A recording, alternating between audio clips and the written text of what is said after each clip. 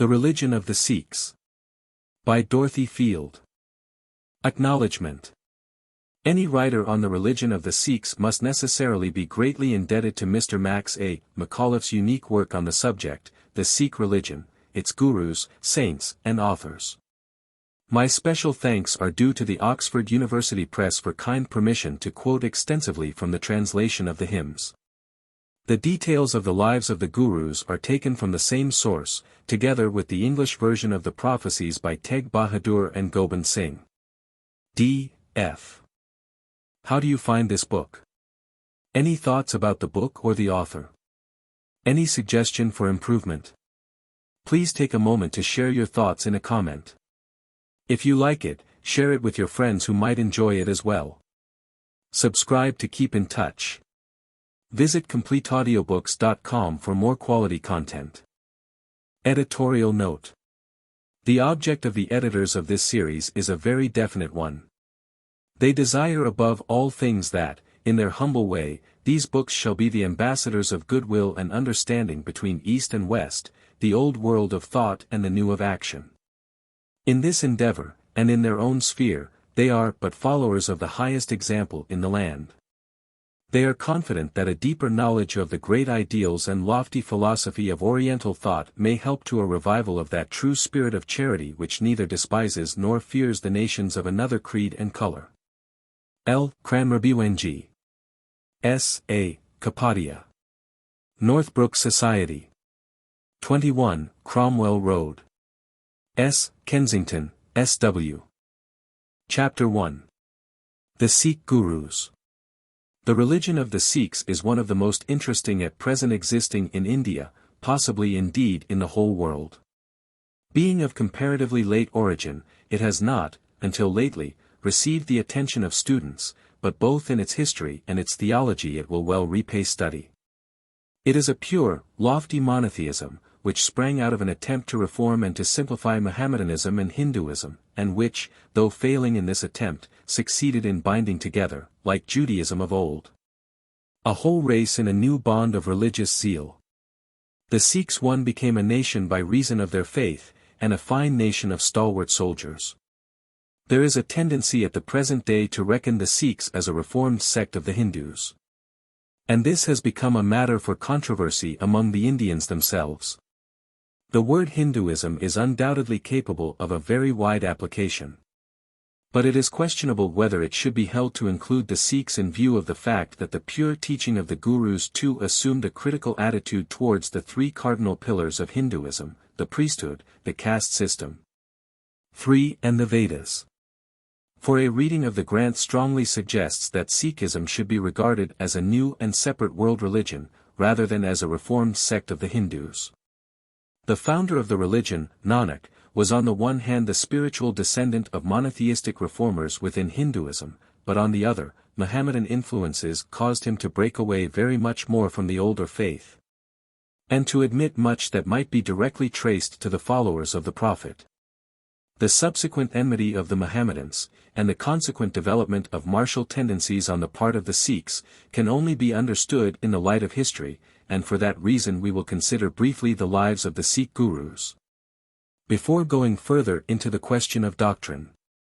The Gurus, Nanak. Baba, or Father, Nanak, as he is usually called by pious Sikhs, was born in the year 1460 at Tolvandi, in the present Lahore district of the Punjab. It is said that his birth was attended by miracles, and that an astrologer predicted his future greatness. Very early the boy displayed a great interest in religious matters. At the village school to which he went he astonished his teacher by making an acrostic on the alphabet, in which he emphasized the need for true religion. After this Nanak took to private study, and spent much time in meditation and in association with religious men. He wandered in the dense forests around his home, and there doubtless met the religious teachers and reformers of his day, ascetics and wanderers of every kind. From them he must have learned the subtleties associated with religious controversy, and for the first time the principles of Mohammedan doctrine. Nanak's parents were strict Hindus of the Khatri caste, and in due time the Brahmin priest came to invest the boy with the sacred thread. 5. Nanak was only 9 years old, but he protested against the formality involved in such a ceremony by means of an improvised hymn. Make mercy thy cotton, contentment thy thread, continence its knot, truth its twist. That would make a genius 6 for the soul. If thou have it, O Brahman, then put it on me. It will not break, or become soiled, or be burned, or lost. Blessed the man, O Nanak 7 who goeth with such a thread on his neck. This hymn is typical of the manner in which Nanak afterwards conveyed most of his teaching. From that day onward he protested against the tyranny of caste, and the authority of the Brahmin priesthood. He proceeded to learn Persian, in which language he was able to read many of the great Mohammedan writings, whose influence is shown so clearly in these early years. An acrostic composed on the letters of the Persian alphabet is entirely Mohammedan in tone, as, for example, the following sentence, which shows how far Nanak's mind had traveled in this direction. Renounce heresy, and walk according to the Shariat, Mohammedan law. For a long while all attempts on the part of Nanak's parents to induce him to enter some trade in accordance with the tradition of his caste proved fruitless. The lad was continually engrossed in meditation, and had no care for the things of this world. Finally, however, he consented to enter the service of a Mohammedan governor, whom after a time he converted to his reformative doctrine. On the occasion of this conversion Nanak showed a power of mind reading, and such profound religious insight that, before he left the city, both Hindus and Mussulmans came to do him honor. After this it is said that Nanak went into the wilderness, where he was severely tempted by Kaljug, the devil. He resisted every attack, however, and afterwards was granted a special vision of God, during which he held converse with him, and received instruction for his mission. During this experience he composed an important part of the Japji 8 which has since become the keynote of Sikh doctrine. Nanak then donned a religious costume, and definitely set forth on his life work as teacher, or guru. He took with him his minstrel Mardana, who accompanied his hymns upon the Rebook. 9 The greater part of the new teaching was conveyed by means of these hymns, improvised and chanted to well-known musical measures. 10 In this way Nanak discoursed with men of every caste and creed, but mostly with Brahmins, among whom he made many converts. He pointed out the inefficacy of caste and of the priesthood, protesting against formalism, whether Mohammedan or Hindu.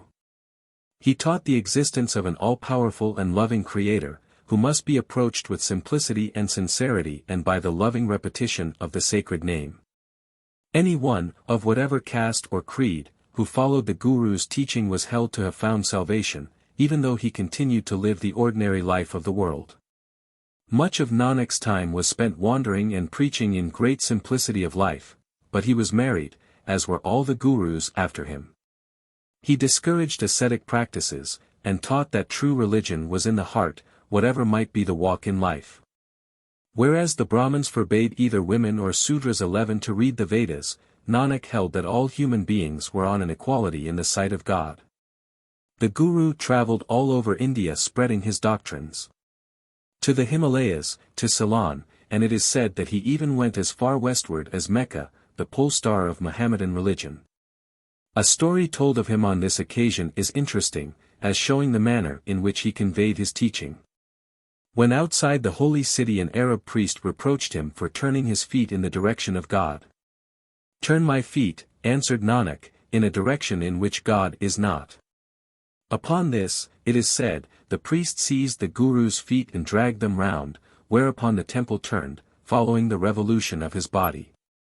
This is usually understood in a spiritual sense, moaning that all Mecca turned to his teaching. During the Guru's wanderings he wore a strange mixture of Hindu and Mussulman costumes. This is supposed to show that he did not regard the two religions as essentially opposed in their pure forms, and that his own doctrines might be acceptable to both. Before Nanak died in 1538 he appointed his disciple, Angad, as his successor, whom he had previously subjected to severe tests. An event which occurred at Nanak's death shows that his teaching had not been altogether unfavorably received.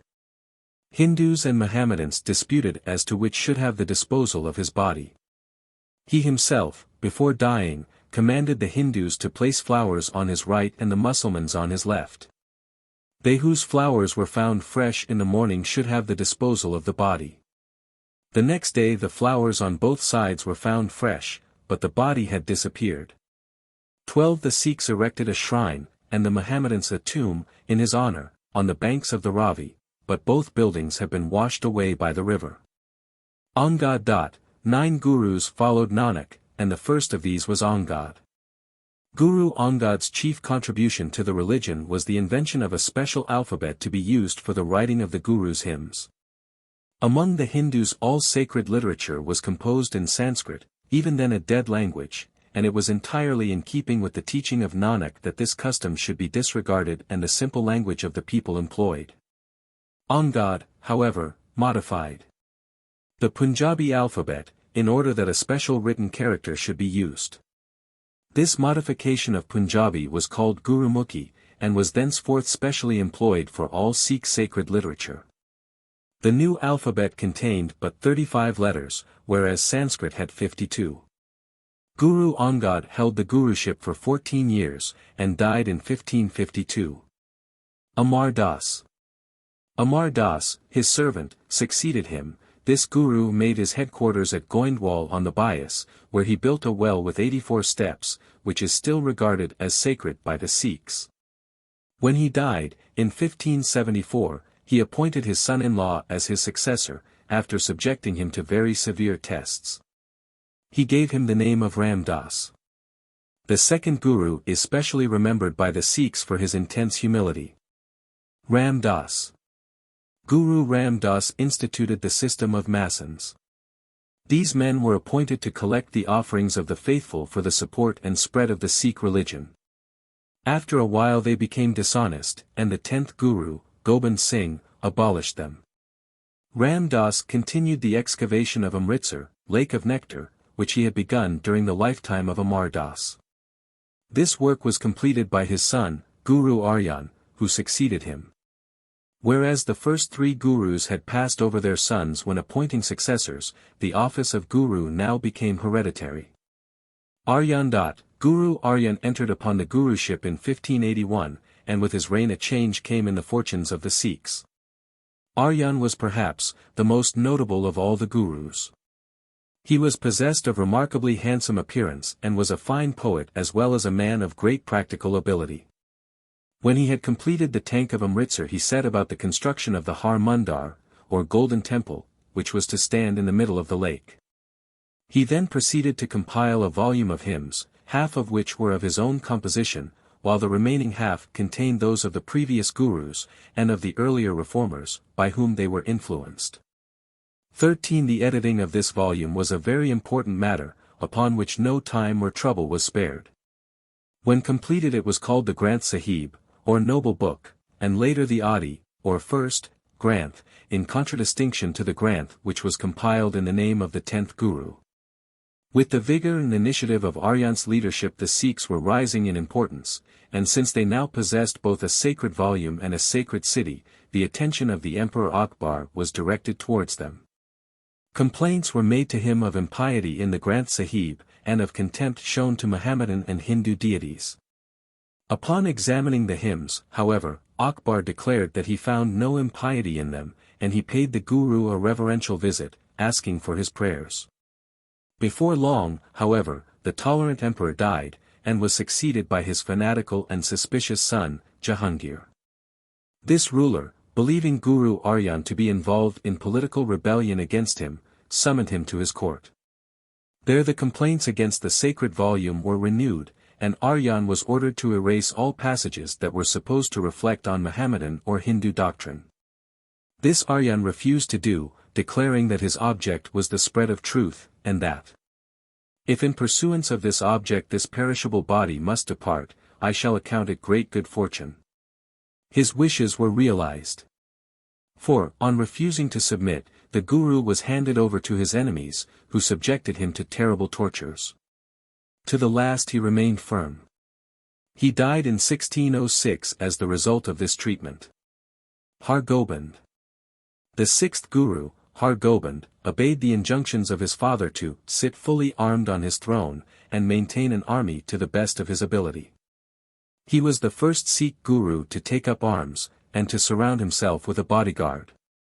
He found his followers well prepared for the new role which they had to assume. The martyrdom of the Guru brought to a bead certain tendencies that had always existed among the Sikhs. Though not hitherto bearers of arms, they had always valued fine physique and healthiness, both of mind and of body. Their teaching had warned them to avoid morbid asceticism on the one hand and worldly excess on the other. They took a clear, sane view of life, having a simple trust in God and living natural human lives. They bathed daily in cold water, sang the Guru's hymns before dawn, ate meat, but abjured wine and tobacco. They took no part in pilgrimages, so prolific a cause of the spread of disease in India. A soldier who came to the second Guru for advice was told not to lay down his arms, but rather to fight loyally for his master. Thus the murder of Aryan by a Mohammedan emperor brought out in the Sikhs what was already latent ability. Har Rai. Har Gobind upheld the Sut against oppression during 37 years, and his grandson, Har Rai, who succeeded him, for 16. Neither of these gurus left any hymns. They relied on the Granth Sahib for the modes of conveying their instruction, quoting suitable hymns from it on various occasions. Their history is secular rather than religious, but the teaching of Nanak was faithfully adhered to, and the sect remained a religious body. When Aurangzeb became emperor, Har Rai got into difficulties with him, and was obliged to send his eldest son as hostage to the emperor's court. Har Krishan. This son appears to have been false to his religion, and therefore, his younger brother, Har Krishan, was made 8th Guru by his father, although he was but 5 years and 3 months old. Har Rai had refused to look the tyrant Aurangzeb in the face, and Har Krishan adopted the same course. The false brother, Ram Rai, who wished the young Guru to come to Delhi in order that he might seize the Guruship, thought of a trick and persuaded him that the Sikhs of Delhi were suffering from the absence of a Guru. This scheme had its due effect, and the boy Guru started out for Delhi. He was still on his way to the court, preaching and discoursing as he went, when he was seized with smallpox and died, being at the time of his death but 7 years old. Before his death the difficult question of a successor arose. Har Krishan indicated that the new Guru would be found in a distant village, and uttering Baba Bakal, that is, Father Bakal, the name of the village, he offered the usual offerings 14 and bowed to his absent successor. This mysterious appointment caused a certain amount of trouble. 22 religious men in the village claimed the Guruship, and began to appropriate the offerings of Sikhs. Teg Bahadur. But at last an old man of the name of Teg Bahadur was found, dwelling in silence and retirement. He was the great-uncle of Har Krishan and brother to the 5th Guru. When offered the Guruship he steadily refused it, but finally, upon the earnest representation of Sikhs, he came forth from retirement. He was made head of the sect in 1664. He was a man of gentle and rather melancholy disposition, with a reserve force of moral courage, which stood him in good stead later on. He spoke strongly against the use of tobacco, saying that when people were saved from the vile drug, when they abandoned the degrading smoke and cultivated their lands, their wealth and prosperity should greatly increase. But, when they inhale the vile vegetable they must grow poor and lose their wealth. About this time Aurangzeb was carrying on a bitter persecution of the Hindus, and owing to Moslem enmity the Sikhs were now much more friendly with them than with the Mohammedans. The Hindus, therefore, complained to the Guru. They pointed out that Aurangzeb was destroying their religion by force, burning down temples, breaking images, and ill-treating the worshippers. Teg Bahadur listened to their complaints and thought of a plan. He determined to offer himself as a martyr to the cause of true religion and freedom of thought. He, therefore, deliberately embroiled himself with the emperor, pleading for the persecuted Hindus, and taking the opportunity of declaring the new and purer doctrine of Sikhism. He said that a third religion had arisen which contained all that was best in Hinduism and Mohammedanism, and he besought the emperor to adopt this. He knew well that such interference might mean death and that he would attract the attention of the infuriated emperor to himself. His anticipations were realized, and he was ordered to court. Of his prison life in Delhi an interesting story is told. It is said that one day, as he was on the top story of his prison, the emperor saw him looking towards the south in the direction of the imperial zenana. Next day, he was sent for charged with this grave breach of oriental etiquette and propriety. The Guru replied, "Emperor Aurangzeb, I was on the top story of my prison, but I was not looking at thy private apartments or at thy queens. I was looking in the direction of the Europeans, who are coming from beyond the seas to tear down thy pardas and destroy thy empire." A Sikh writer states that certain of these words became the battle cry of the Sikhs in the assault on Delhi in 1857 under General John Nicholson, and that thus the prophecy of the ninth Guru was gloriously fulfilled. 15. The emperor offered Teg Bahadur his freedom and great honor if he would accept Islam, death being the alternative. But the Guru remained firm, warning Aurangzeb that his empire must perish. He was accordingly put to death in 1675. After the deed was carried out, it is said that the emperor was much distressed, and that he never wholly regained his peace of mind. While in prison, Teg Bahadur sent for the copper coins and the coconut, bowed in front of them and meditated on his absent son, Gobind Rai. 16. Whatever the effect may have been of the martyrdom of Arjan, the fifth Guru, in bringing out the warlike tendencies of the Sikhs, this effect was redoubled in the case of the death of Teg Bahadur. Gobind Singh. His son Gobind Rai immediately surrounded himself with a great army, and made himself so noble a warrior that it is said by the chronicler that his splendor shone like the sun. Every disciple who came to him was enrolled as a soldier. Instruction in the use of weapons was given daily. Many promises were made as to rewards for bravery in warfare. At the same time, religious fervor grew, fostered by the singing of hymns, open-air preaching, meditation, and the repeating of the sacred name. Opportunities for the display of military zeal soon arose. The jealousy of the Mohammedans increased, and the Sikh army was frequently embroiled with the emperor's men. There were small skirmishes followed by bigger battles, and these were fought with varying success. Sometimes the Sikhs were badly beaten. But whether vanquished or victorious, they won renown for their bravery. They were men drawn from every caste or none, and their extraordinary fearlessness and loyalty to one another soon became proverbial. But the great work of Gobind Singh's life was the institution of the Khandadipahul or baptism of the sword. 17. This ceremony became so important, and its effects so vital and far-reaching, that it will not be out of place to give a detailed account of its institution. At a critical moment in the fortunes of the Sikhs, the Guru called his disciples together and asked if any were ready to die for him. 5 professed their willingness to do so. In order to test their sincerity, the Guru took each in turn into an enclosure, from whence he reappeared alone, exhibiting a dripping sword. None of the 5, however, shrank from the ordeal. Only after the 5th had gone to apparent martyrdom was it discovered that the blood was that of a goat, and that all the Sikhs were still alive. The Guru then declared that Sikhism could now only be maintained by force of arms.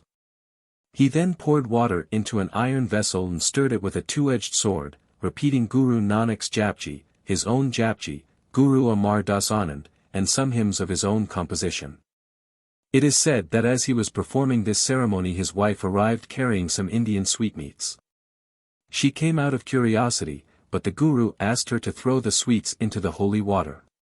He said that he had begun to establish the Khalsa as his sons, and that a mother was necessary at all times for sons. He also said that the sweets poured into the water typified the affection which was to exist between Sikhs. The Guru then gave 5 palms for one of the water to each of the chosen 5.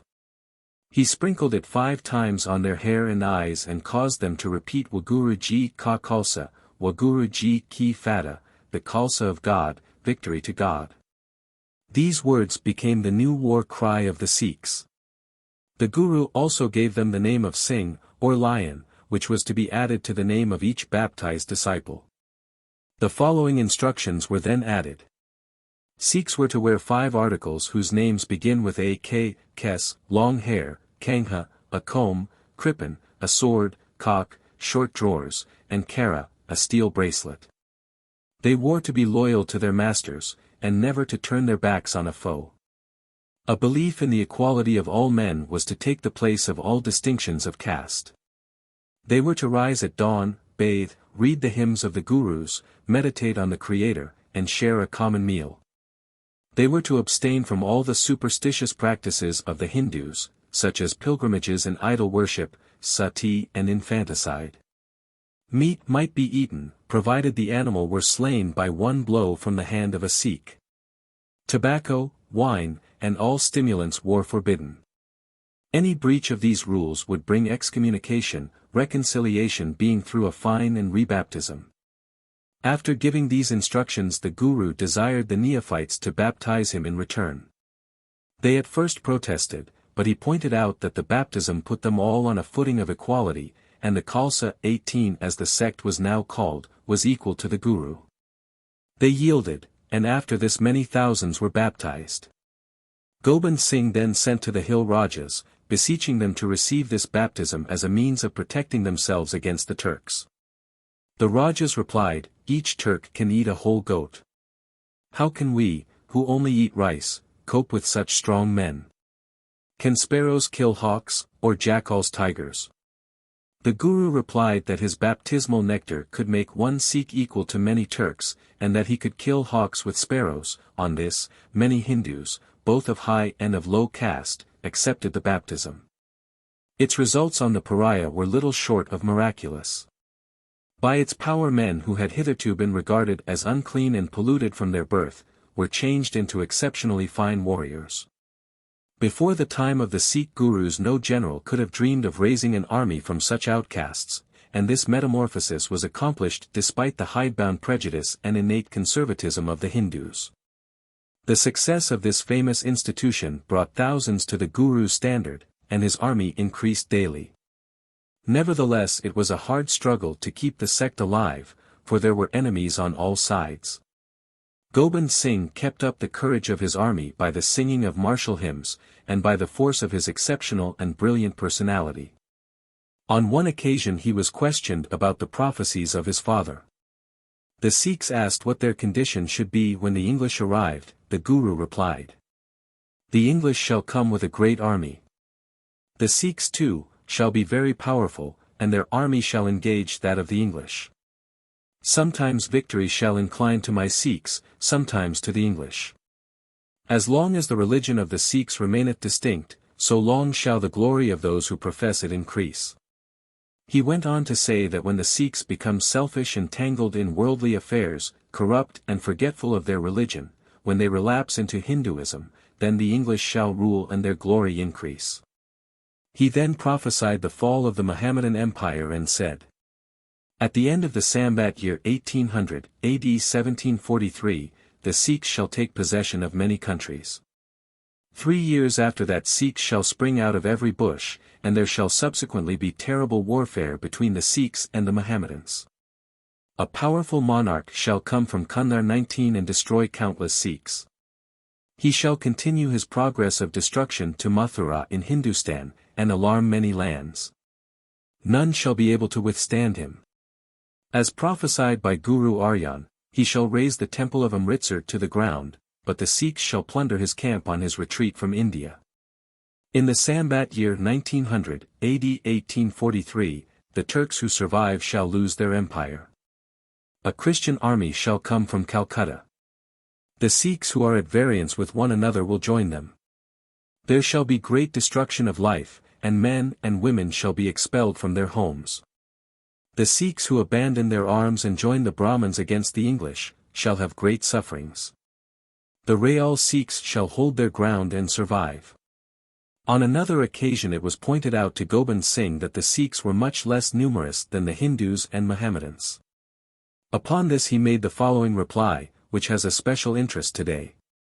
"What God willeth shall take place. When the army of the Turks cometh, my Sikhs shall strike steel on steel. The Khalsa shall then awake, and know the play of battle. Amid the clash of arms the Khalsa shall be partners in present and future bliss, tranquility, meditation, virtue, and divine knowledge. Then shall the English come, and, joined by the Khalsa, rule as well in the east as in the west. The holy Baba Nanak shall bestow all wealth on them. The English shall possess great power, and by force of arms take possession of many principalities. The combined armies of the English and the Sikhs shall be very powerful as long as they rule with united councils. The empire of the English shall vastly increase, and they shall in every way attain prosperity. Wherever they take their armies they shall conquer, and bestow thrones on those who assist them. Then in every house shall be wealth, in every house happiness, in every house rejoicing, in every house religion, in every house learning, and in every house a woman. The English shall rule for a long time. 20. Guru Gobind Singh repeated the teaching of his father against tobacco. One day when hunting, he came upon a field where the plant grew. He reined in his horse, and inveighed against it. He said that it burned the chest, induced nervousness, palpitation, bronchitis, and other diseases, finally causing death. He, therefore, begged Sikhs to abstain, concluding, "Wine is bad, bhang destroyeth one generation, but tobacco destroyeth all generations." After the death of Aurangzeb, the Guru became on personally good terms with the new emperor, Bahadur Shah. They went hunting together, and the emperor appears to have had a wholesome fear of the Guru. Nevertheless, the enmity between the Sikhs and the Mohammedans continued. Gobind Singh was on his way to southern India after a battle when he was stabbed by a Mohammedan, and received a wound which afterwards, reopening, resulted in his death. Before he died, he told his Sikhs that the Khalsa was now thoroughly established, both its religious teaching and the laws for everyday life having become sufficiently definite. There was, therefore, no need to establish a new Guru. The Khalsa and the Granth Sahib were for the future to be revered as Guru, and the spirit of Gobind Singh might be met by diligently searching the hymns of the sacred volume. Wherever 5 faithful Sikhs were assembled, Gobind Singh himself would be in the midst of them. They should be considered priests of all priests, and should have power to absolve sins. The Guru bowed before the Granth Sahib as his successor, and gave final directions as to charity before he died in 1708, having been Guru for 33 years. It will be seen that the work of Gobind Singh was somewhat different to that of the other Gurus. His special task was to protect the sect at a moment when it might have perished, and for this work he is worthy to stand by Nanak, the founder of the whole movement. But it must not be imagined that because he was a fine warrior he was less spiritual or less religious than his predecessors. He made religious fervor the backbone of all his warlike doctrines. He united practical skill with mystical meditation. And the results speak for themselves. He wrote very many hymns, which, setting aside those in praise of the sword, contain a stronger vein of pantheistic mysticism than do those of the other Gurus. He also made greater claims for himself as prophet. Among the writings that he has left us there is a curious account of his own spiritual history, in which he tells how God sent him into the world to help the world when it was going astray. When he desired his Sikhs to baptize him he said, "I am the son of the immortal God, who has sent me into the world to exalt religion." He says that he did not desire to come, but that God remonstrated earnestly with him. From the foregoing history of the Sikh Gurus it will be seen how greatly the development of their religion was influenced by the turn of events. At first, as we have noticed, Nanak's religious teaching was more favorable to the Mohammedans than to the Hindus, for with the latter he was constantly in difficulties over questions of caste. The nervous superstition and the tyranny of the Mughal rulers, however, soon changed the state of affairs. Easily crediting any story against the Gurus, these emperors brought about the death of 2 of the most prominent of them. From the time of Gobind Singh onward the bitterest enmity existed between Sikhs and Mohammedans. In their refuge among the hills in northern India the Khalsa continued to develop their splendid physique, to keep alive the flame of religious zeal, and to maintain themselves as a separate nation. They marched against the British in the Sikh Wars of 1845 and 1847, but, once defeated, they remembered the prophecies of the 9th Guru and became passionately loyal to their English masters. The finest and most staunch native soldiery, they saved the empire in 1857, and they have stood by the British nation on countless occasions since. The position of present-day Sikhs 21 is a curious one. Where the baptism of Gobind Singh is persisted in they are likely to remain a separate nation, but when this falls into disuse they show a tendency to reabsorb into Hinduism. They employ Brahmin priests at marriages, deaths, and at all important domestic events. In reality the pure teaching of Nanak discredits the formalities of Hindu religion, and, therefore, in so far as Sikhs submit to these they are failing back from the highest teaching of the Granth. Pure Sikhism is far above dependence on Hindu ritual, and is capable of a distinct position as a world religion, so long as Sikhs maintain their distinctiveness. The religion is also one which should appeal to the Occidental mind. It is essentially a practical religion. If judged from the pragmatical standpoint, which is a favorite point of view in some quarters, it would rank almost first in the world. Of no other religion can it be said that it has made a nation in so short a time. That it should have transformed the outcast Indian, a notoriously indolent and unstable person, into a fine and loyal warrior, is little short of a miracle. This practical and political side to the question should have a special interest for the West, and above all, for Englishmen, who have so largely reaped the benefits of this grand faith. But apart from political considerations, the religious aspect is one which deserves special attention. Sikhism stands for a great body of religious thought in India, hitherto insufficiently recognized as an inherent factor. Through various nihilistic, pantheistic or atheistic phases of Hinduism, and despite a vast number of elaborate observances, the ideals of pure monotheism have prevailed.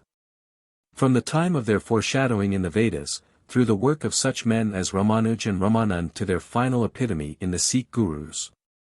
There they gained new fervor from Islamic influence, and, developing warlike ideals as the result of oppression, produced one of the great world religions, the latest to obtain recognition in Europe.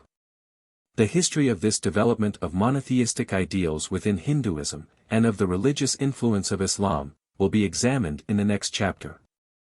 Chapter 2. The religious origins of Sikhism, Hindu monotheism and connection with Islam. We have seen that on the one hand Sikhism has its source in a movement within Hinduism. And that on the other it owes something to the foreign element of Mohammedanism. It will now be possible to look into this a little more closely. How far the doctrine of the one supreme God, as proclaimed by Nanak, was the direct result of Mohammedan influence, it is difficult to say. We have seen that in Nanak's youth he was greatly interested in Persian writings and in the doctrines of Moslem saints with whom he came in contact. Probably much of his protesting zeal, of his fury against idolatry, of his bitterness and violence against those with whom he did not agree, was the result of these excursions into Islam. But while fully acknowledging this we must be careful not to attribute the Sikh doctrine of divine unity solely to the influence of Mohammedanism, for such doctrine had always been present within Hinduism. The saints and reformers who preceded the Sikh gurus, and to whom the latter were so much indebted for the very phrases used in their hymns, were mostly Hindu, or, if Mohammedan, had been largely influenced by Hinduism. Their declaration of the unity of God was part of a natural Hindu development. Monotheistic thought grows from polytheism. From the very earliest times in the Rig Veda 22 a tendency to monotheism may be noticed. One God is frequently chosen from the rest of the pantheon and exalted in some particular hymn till he becomes supreme and infinite, all lesser deities being but his servants and emanations from him. The acknowledgement of some such secondary beings in no way conflicts with monotheistic doctrine, for in Catholic Christendom or in Mohammedanism the existence of angels and archangels is admitted. This tendency to raise first one God and then another to the position of supreme deity gradually gained ground, but with the ascendancy of the Brahmin priesthood it was counterbalanced by another development. Out of the more general polytheism of the Vedas a mystical and subtle philosophy arose, by which God became the neuter world soul, immanent in matter. He thus lost the attributes of personality and could only be expressed by negation and realized by meditation. This pantheism finds full expression in such texts as the following, which represents the spirit of the Vedanta. 23. Verily this all is Brahman. As such, one should worship it in stillness. But such doctrine left little room for the personal devotion of man to God. Moreover, it was esoteric, demanding mystical understanding and philosophic insight. It was jealously guarded by the priesthood in mid-India. persists during pantheism. In the outlands, however, reactions against this pantheism were continually taking place, returns to monotheism, or the belief in the personality of God and in the possibility of approaching him with prayer and devotion. These movements frequently arose in the warrior caste, and they asserted the rights of the laity as against those of the priesthood. Forms the Vishnuite churches. The greatest of them all was the development of Vishnuite theology, which originated in the Sutta of the Bhagavatas, who first evolved the theory of bhakti, or passionate devotion of man to God. Another reaction of a different kind against the Brahmin priesthood was that of Buddhism, which, instead of returning to belief in a more personal God, introduced a greater agnosticism. Emphasizing the necessity of right action as against dogmatic belief, subtle philosophy, or elaborate ritual. Ritual had gradually been evolved by the Brahmin priests, who felt that their teaching could only be upheld in this way, since for the multitude their philosophy could have but little meaning. Partial victory of the priests and pantheism. All these reactions, whether monotheistic or agnostic, made for simplification, and endeavored to lessen mysteries and banish ritual. One by one, however, they were mastered by the priestly influence, which, while yielding something, always contrived to win a three-part victory. Thus the Vishnuite churches, which originated in a monotheistic reaction against pantheism, a rebellion of the laity against the priesthood, became gradually an orthodox part of Hinduism, with all its ritual and much of its mystical philosophy superadded. In the same way Buddhism was partly absorbed and partly expelled. Monotheism borrows fervor from Islam. It will thus be seen that monotheistic doctrine had never been absent from Hinduism, though it belonged less to orthodoxy than to particular movements of reform. Where the later religion of the Prophet came into contact with Hinduism, it helped to fan the flame of monotheistic devotion, and to give it exclusiveness and proselytizing zeal. The Hindu Bhagats or saints, who preceded Nanak, show to a considerable extent this influence of Islam, especially perhaps, the greatest of all, Kabir, 25, who when a child had been adopted by Mohammedans. The older reformers quietistic. Speaking generally, however, there was not sufficient combativeness among these earlier reformers to lead to the formation of a powerful new religion.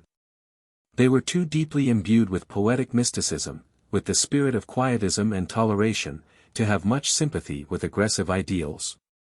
No doubt they protested vigorously against idolatry, formality, and caste tyranny, but in practice they did not break away too violently from the religion of their country. Kabir, for instance, far from defying Brahmanic traditions as to the eating of meat, would not permit so much as the plucking of a flower, whereas Nanak deemed all such scruples to be superstitious, and openly allowed the eating of all kinds of flesh food except that of the cow. The Sikhs energetic. Again, regarding caste, the vigor of Sikh teaching did actually succeed in breaking down age-long barriers, and in reclaiming a vast outcast population. In Nanak, then, all the reformative tendencies within Hinduism were combined, and he associated with them a greater amount of intolerance than had any of the previous reformers. In other words, he borrowed more from Islam than his predecessors had done. Enmity of Islam. It was natural, however, that this zeal of the Sikh gurus should come into contact with the same element in the religion from which they had borrowed, and that antagonism between the two should arise. Even had not political enmity provided an immediate cause. The fact that Nanak was originally very friendly to the Mohammedans was soon forgotten. Bitterness arose between the followers of the two religions, persecution by the one being largely accountable for the magnificent martial development of the other. Consequent reaction towards Orthodox Hinduism.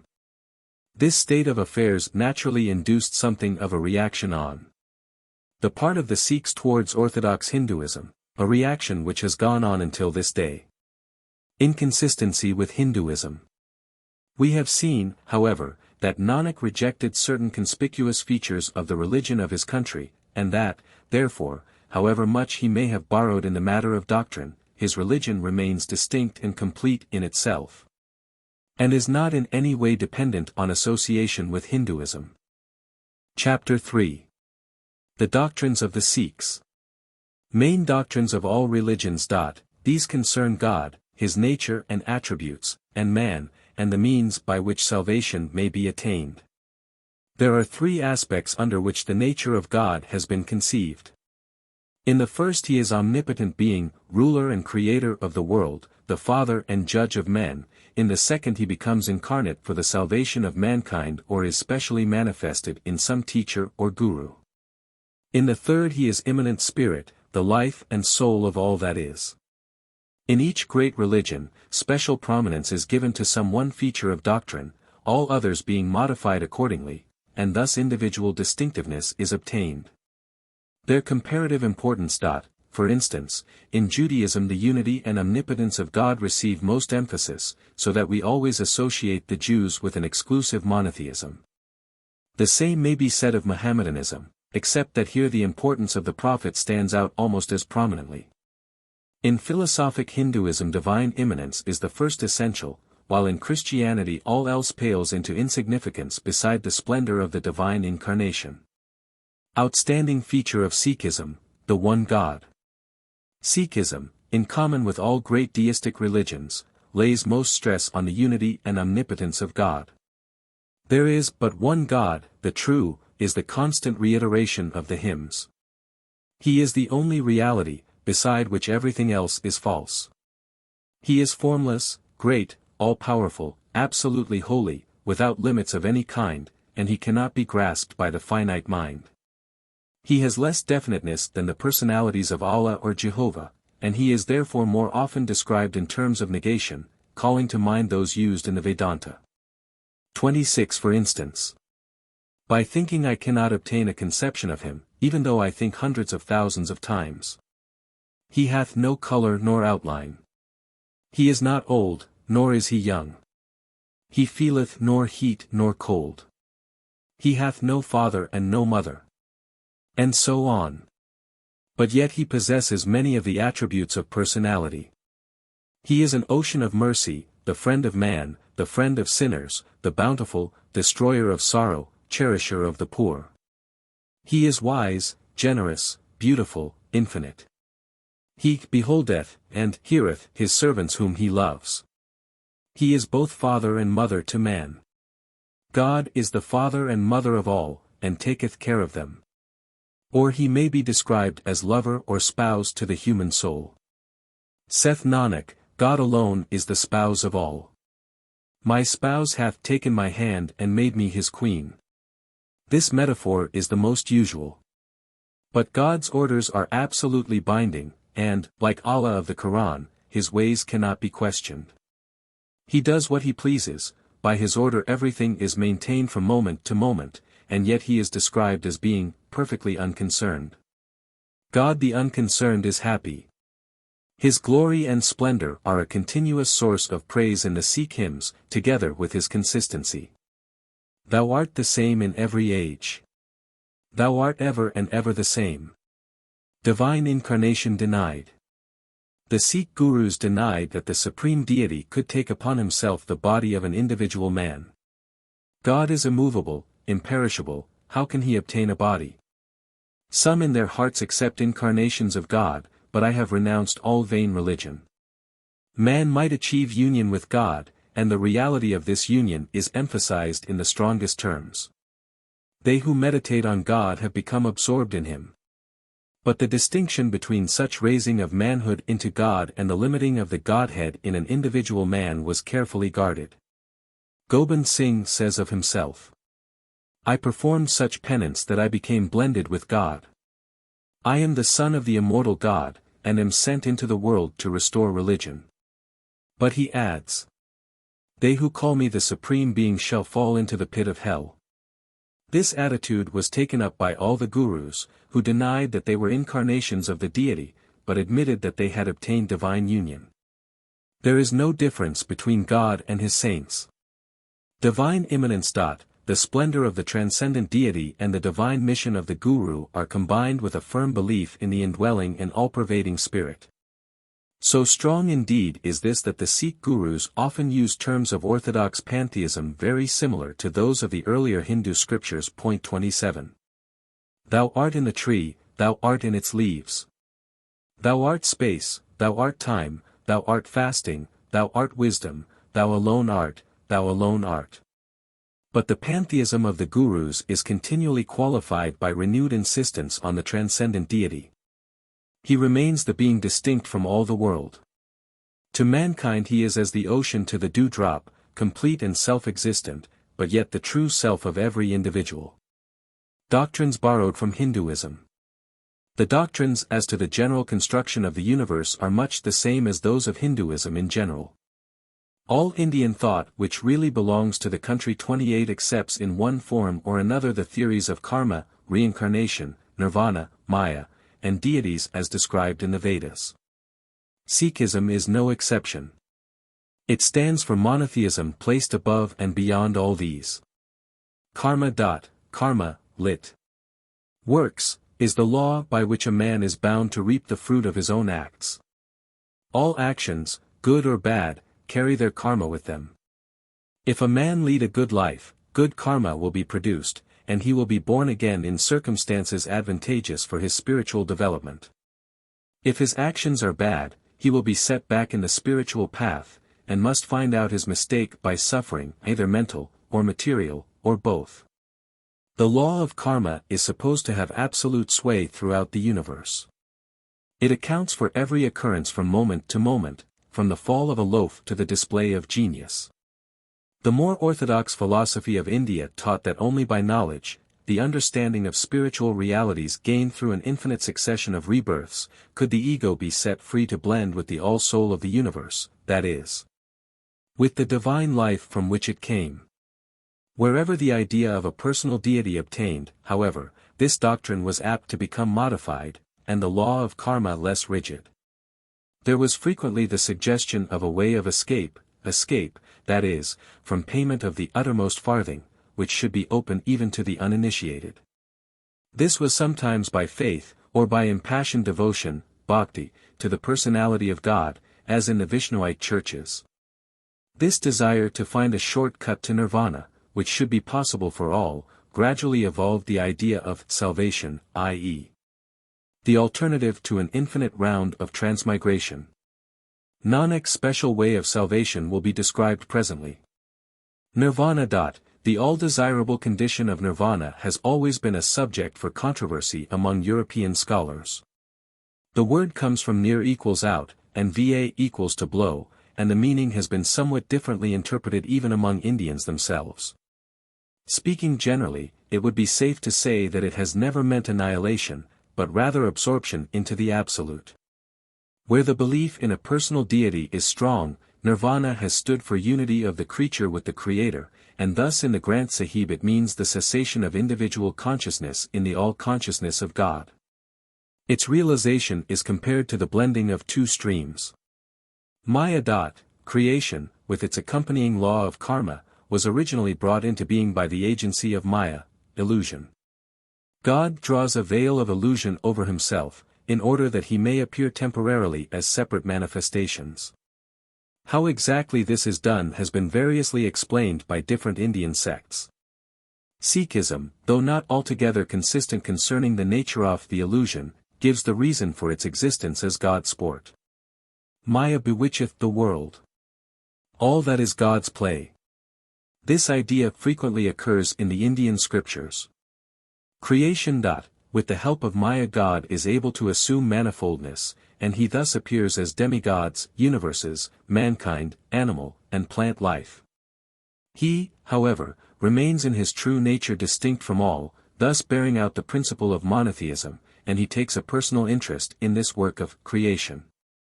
The Hindu Trinity, Brahma, Vishnu, and Shiv are the first created beings, the famous Hindu Trinity whose potential existence is admitted by the Sikhs.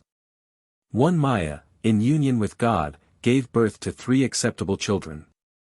One of them is the Creator, the second the Provider, the third performeth the function of Destroyer. As it pleaseth God, he directeth them by his orders, or again, with a mysterious allusion to the Logos. From the self-existent proceeded Maya, whence issued a word which produced Brahma and the rest.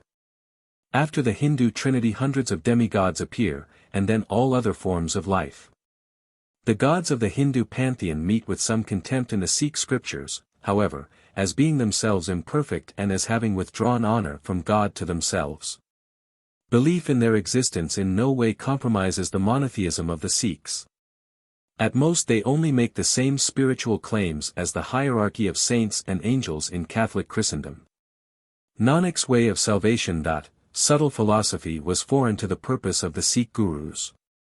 They accepted the general Indian doctrine as to the construction of the universe so long as it was possible to combine it with their own fervent monotheism. Though they were susceptible to the influence of mysticism, this is not their most prominent characteristic, and their manner of controversy was somewhat crude. Their method of reasoning was, generally speaking, a passionate declaration of the value of real religion in bitter sarcasm against those who proved false to it.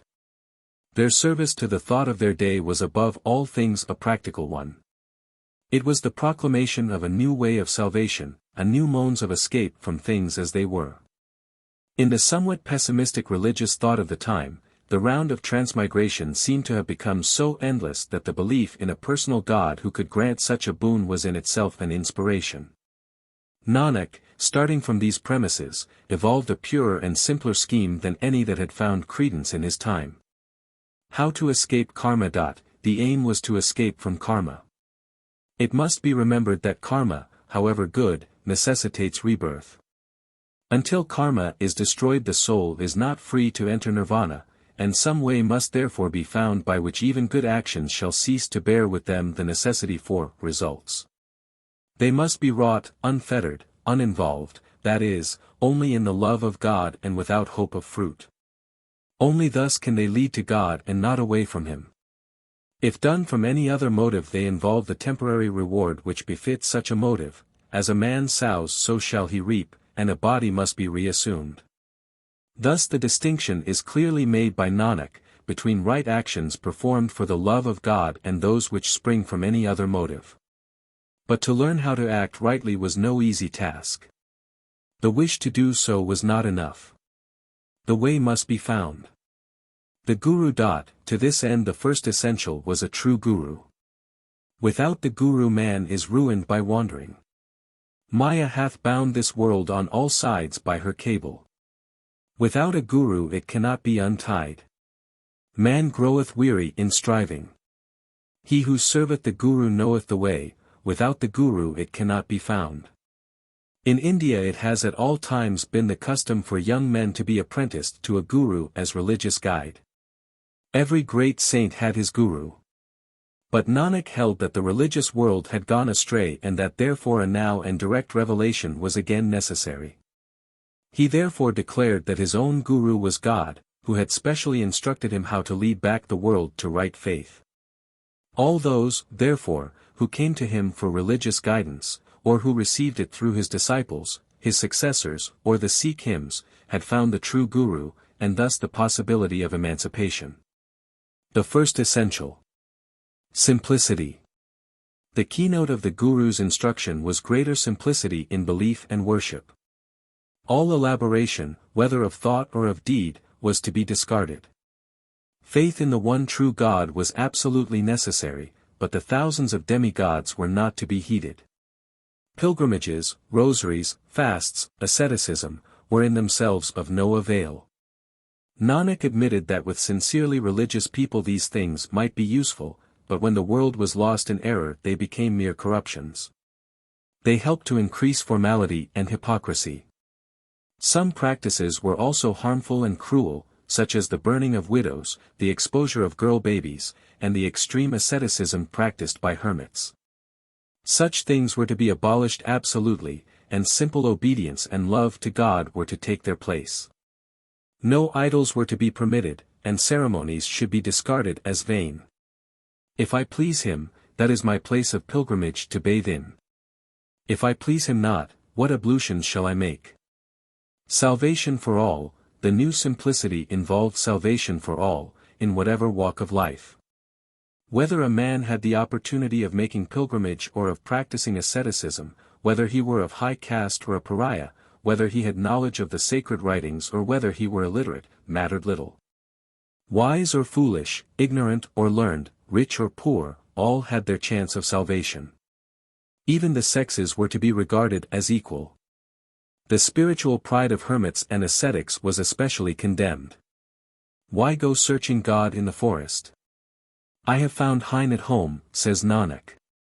Unworldliness. To live the ordinary family life was deemed no disgrace, and salvation could equally well be obtained in this way. But such healthy saneness of outlook involved no lack of spirituality, no compromise with materialism. Burn worldly love, says Nanak. He includes it as one of the 5 deadly sins. To be in the world but not of the world was to be the glory of Sikhs. They dwelt, says Bhai Gurdas, as hermits among their families. The name. Human beings could find their ground of equality and their way to spirituality in the repetition of God's name. The custom of repeating a sacred word was already an inherent factor of Hindu religion, and many worshippers of Krishna repeat his name thousands of times daily.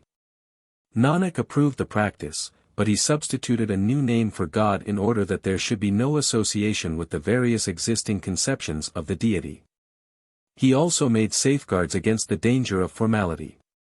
The new title was Waguru, the derivation of which has been differently given in the Sikh scriptures. 29 To utter Waguru with love and devotion and with earnest meditation was held to be an efficient means of drawing near to God, of raising the soul above the things of this world, and of putting all men on an equality. If done with a perfectly pure heart, the effect of this utterance might be tremendous. It could even result in divine union. In any case, it was to supersede all the religious observances of the Hindus. Hearing the name is equal to bathing at the 68 places of pilgrimage. Meditation. The name, uttered with meditation, was declared to be by far the best form of worship. But meditation was in itself at all times to be recommended and should be constantly resorted to.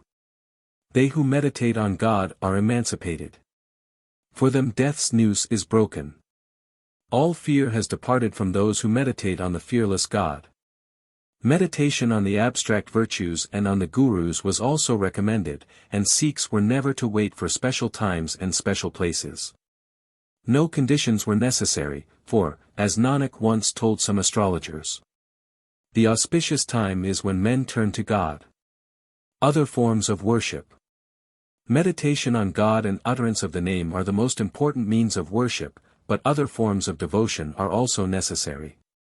The disciple must listen carefully to the Guru's instruction or read it in his hymns. He must chant God's praises in the company of the saints. Gradually the custom grew up of chanting the Guru's hymns as regular services both morning and evening and at other stated times. The Japji, for instance, a collection of hymns by Guru Nanak, is repeated in the early morning and every Sikh is supposed to know it by heart. An additional morning service is the Asa Ki War 30, a collection of hymns by various gurus. The Rahiras are repeated in the evening when the lamps are lit, and the Sohila at bedtime. The Anand can be read at Sikh marriages, and there are special prayers for funerals, and also hymns to be chanted at baptism.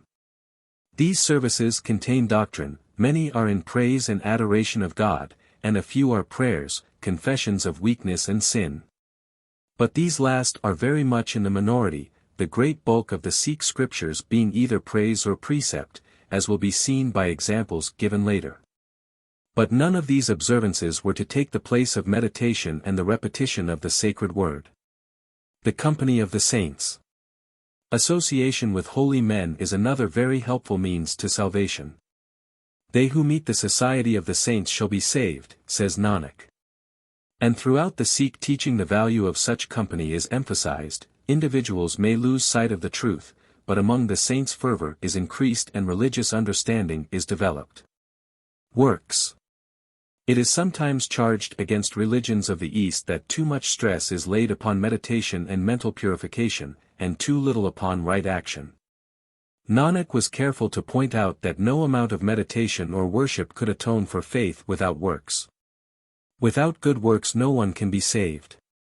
Make the practice of religion your board and truth your pieces, says Guru Arjan, using the game of dice as his simile. There were 5 positive virtues to be gained, 5 deadly sins to be avoided. 31 Much stress is laid on all the ethical virtues.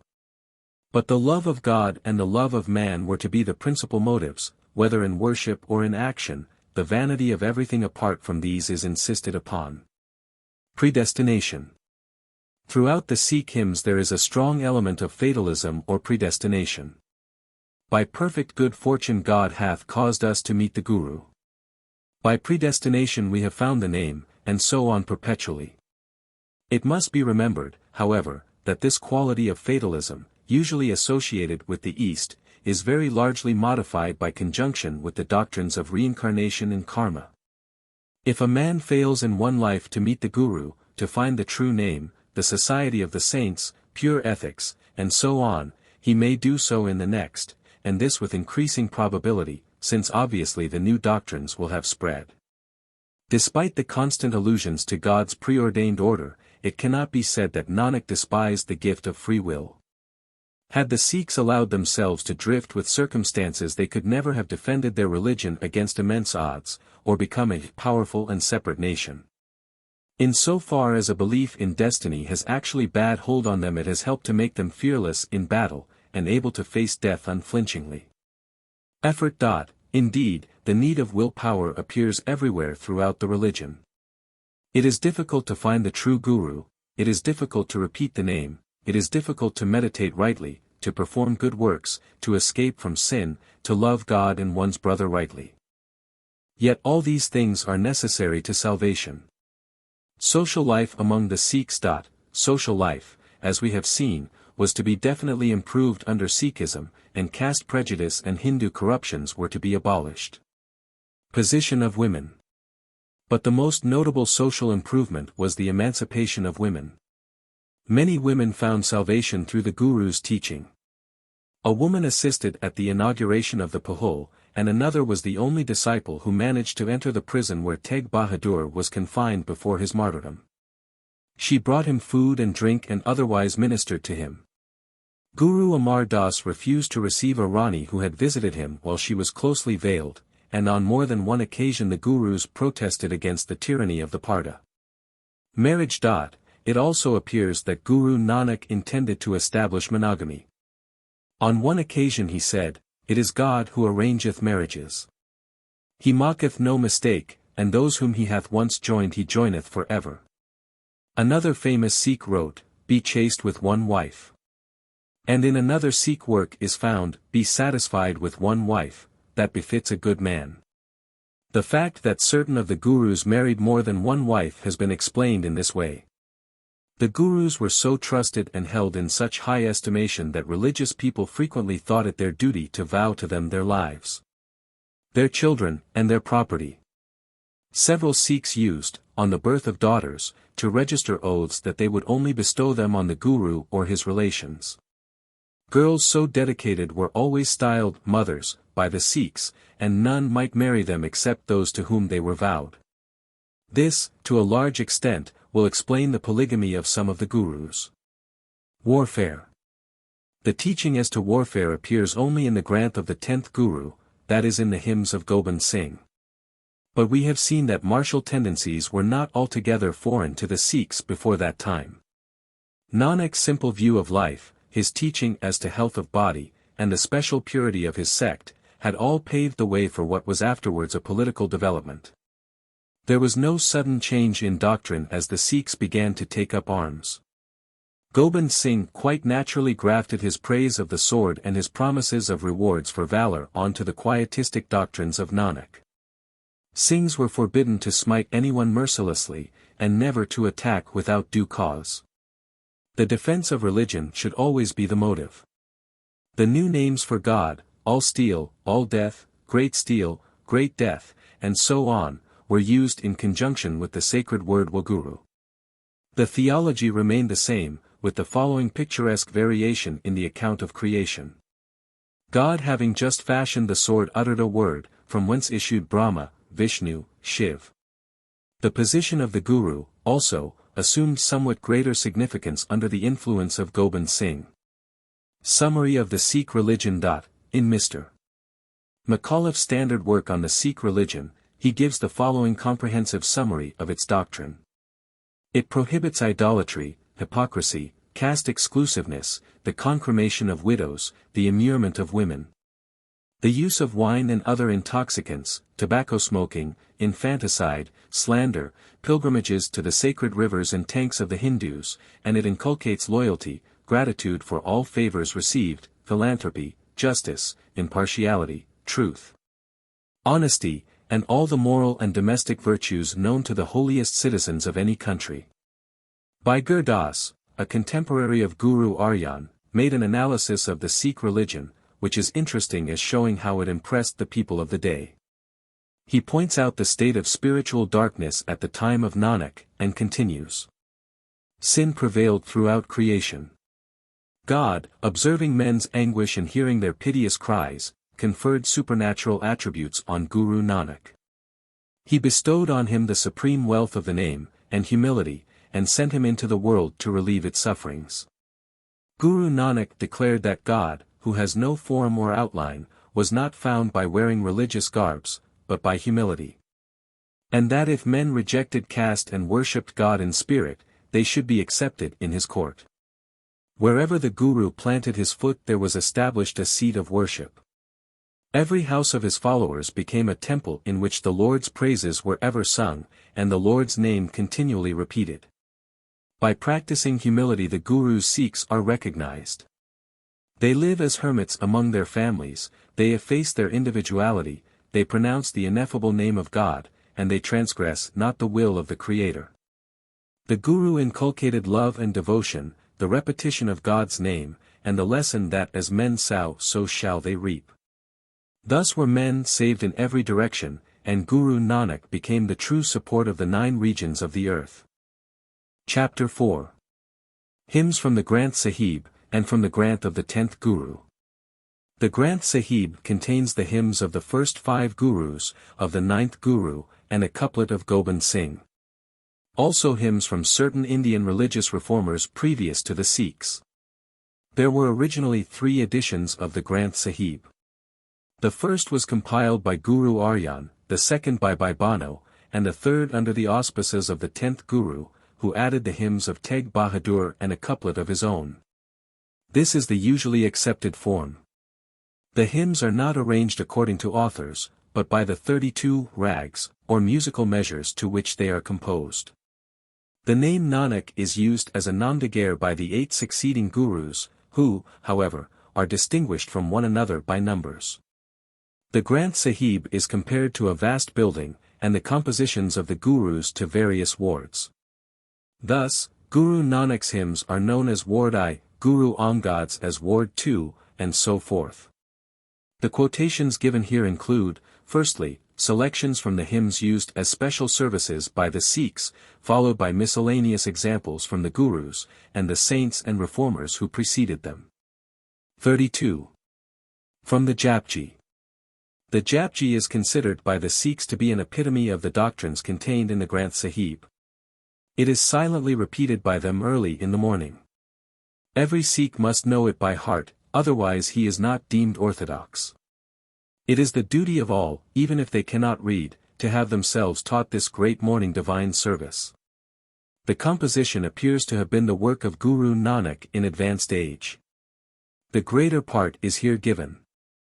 There is but one God whose name is true, the Creator, the powerful, 33, devoid of fear and enmity, immortal, unborn, self-existent, by the favor of the Guru. Repeat his name. The True One was in the beginning, the True One was in the primal age.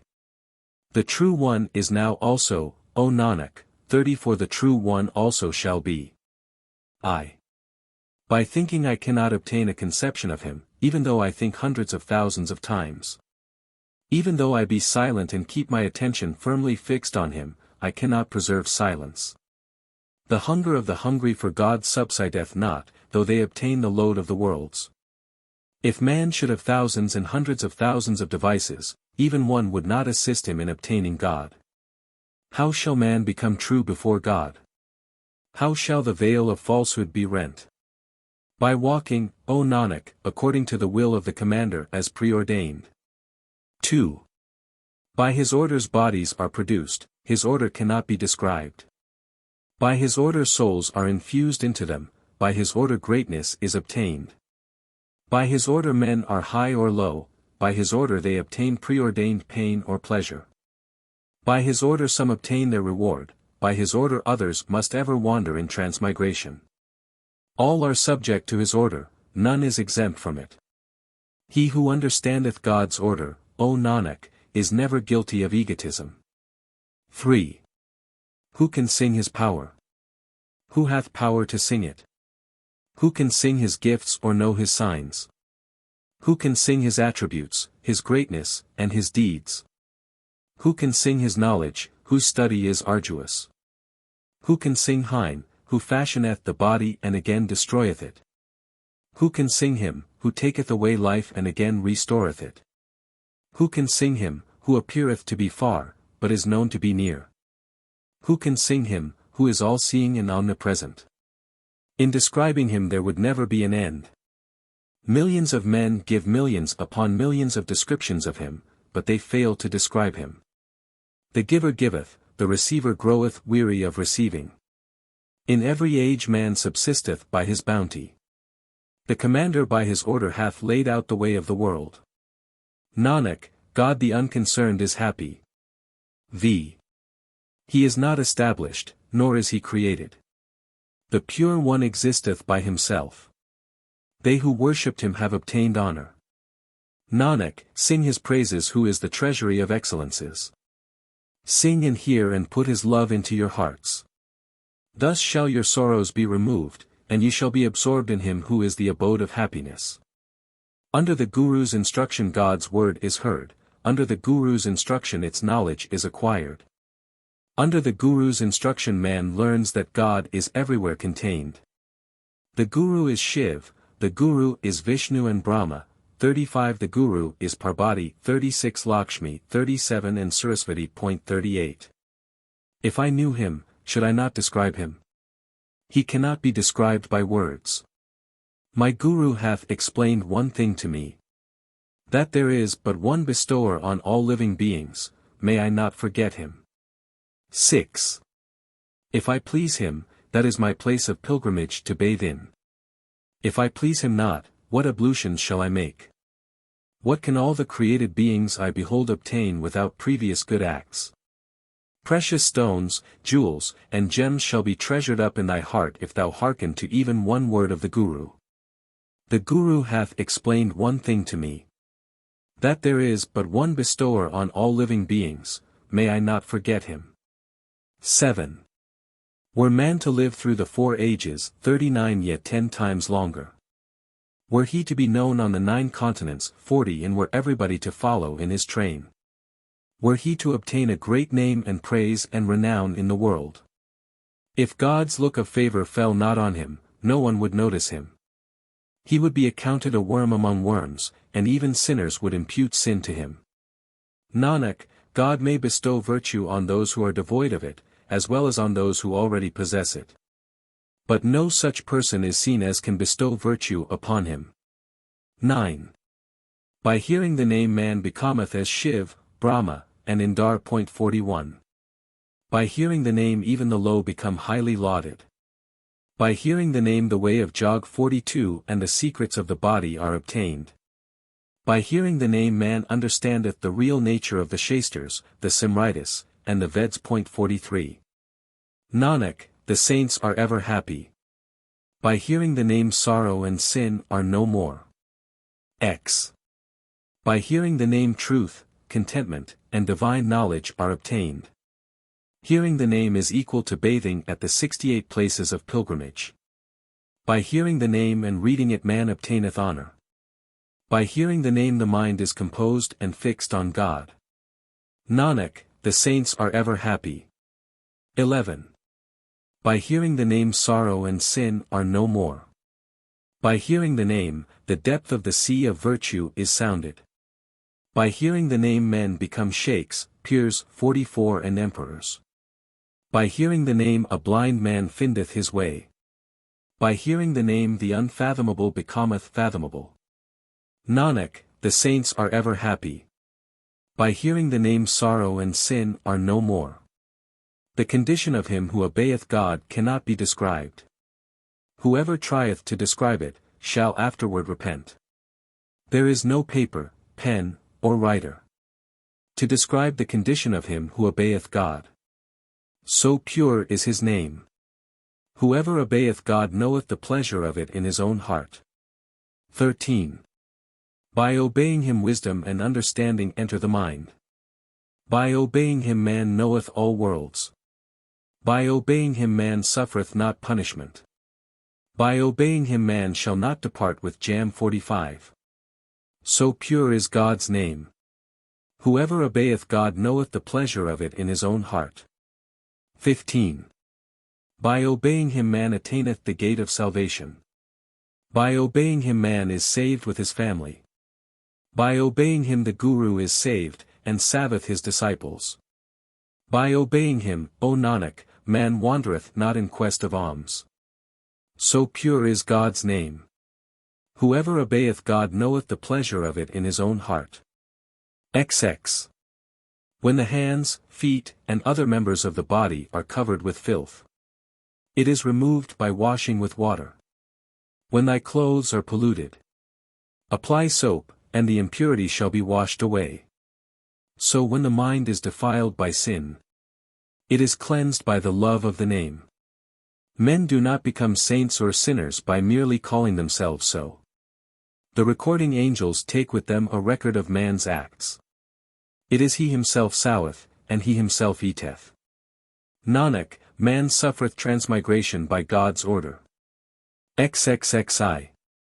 Pilgrimage, austerities, mercy, and almsgiving on general and special occasions. Whosoever performeth, may obtain some little honor. But he who heareth and obeyeth and loveth God in his heart, shall wash off his impurity in the place of pilgrimage within him. All virtues are thine, O Lord, none are mine. There is no devotion without virtue. From the self-existent proceeded Maya 46 whence issued a word which produced Brahma and the rest. Thou art true, thou art beautiful, there is ever pleasure in thy heart. What the time, what the epoch, what the lunar day, and what the weekday. What the season, and what the month when the world was created. The pundits 47 did not discover, had they done so, they would have recorded it in the Purans. 48. Nor did the Qazis 49 discover it, had they done so, they would have recorded it in the Quran. Neither the Jogi, nor any other mortal, knows the lunar day, or the weekday, or the season, or the month. Only the Creator who fashioned the world knoweth when he did so. How shall I address thee, O God? How shall I praise thee? How shall I describe thee? And how shall I know thee? Saith Nanak, everybody speaketh of thee, one wiser than another. Great is the Lord, great is his name, what he doeth cometh to pass. Nanak, he who is proud shall not be honored on his arrival in the next world. XXI. There are hundreds of thousands of nether and upper regions. Men have grown weary at last of searching for God's limits. The Veds say one thing, that God has no limit. The thousands of Purans and Mohammedan books tell that in reality there is but one principle. If God can be described by writing, then describe him, but such description is impossible. O Nanak, call him great, only he himself knoweth how great he is.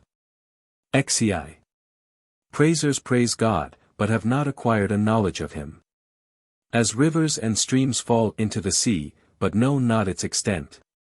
Kings and emperors who possess oceans and mountains of property and wealth are not equal to the worm which forgetteth not God in its heart.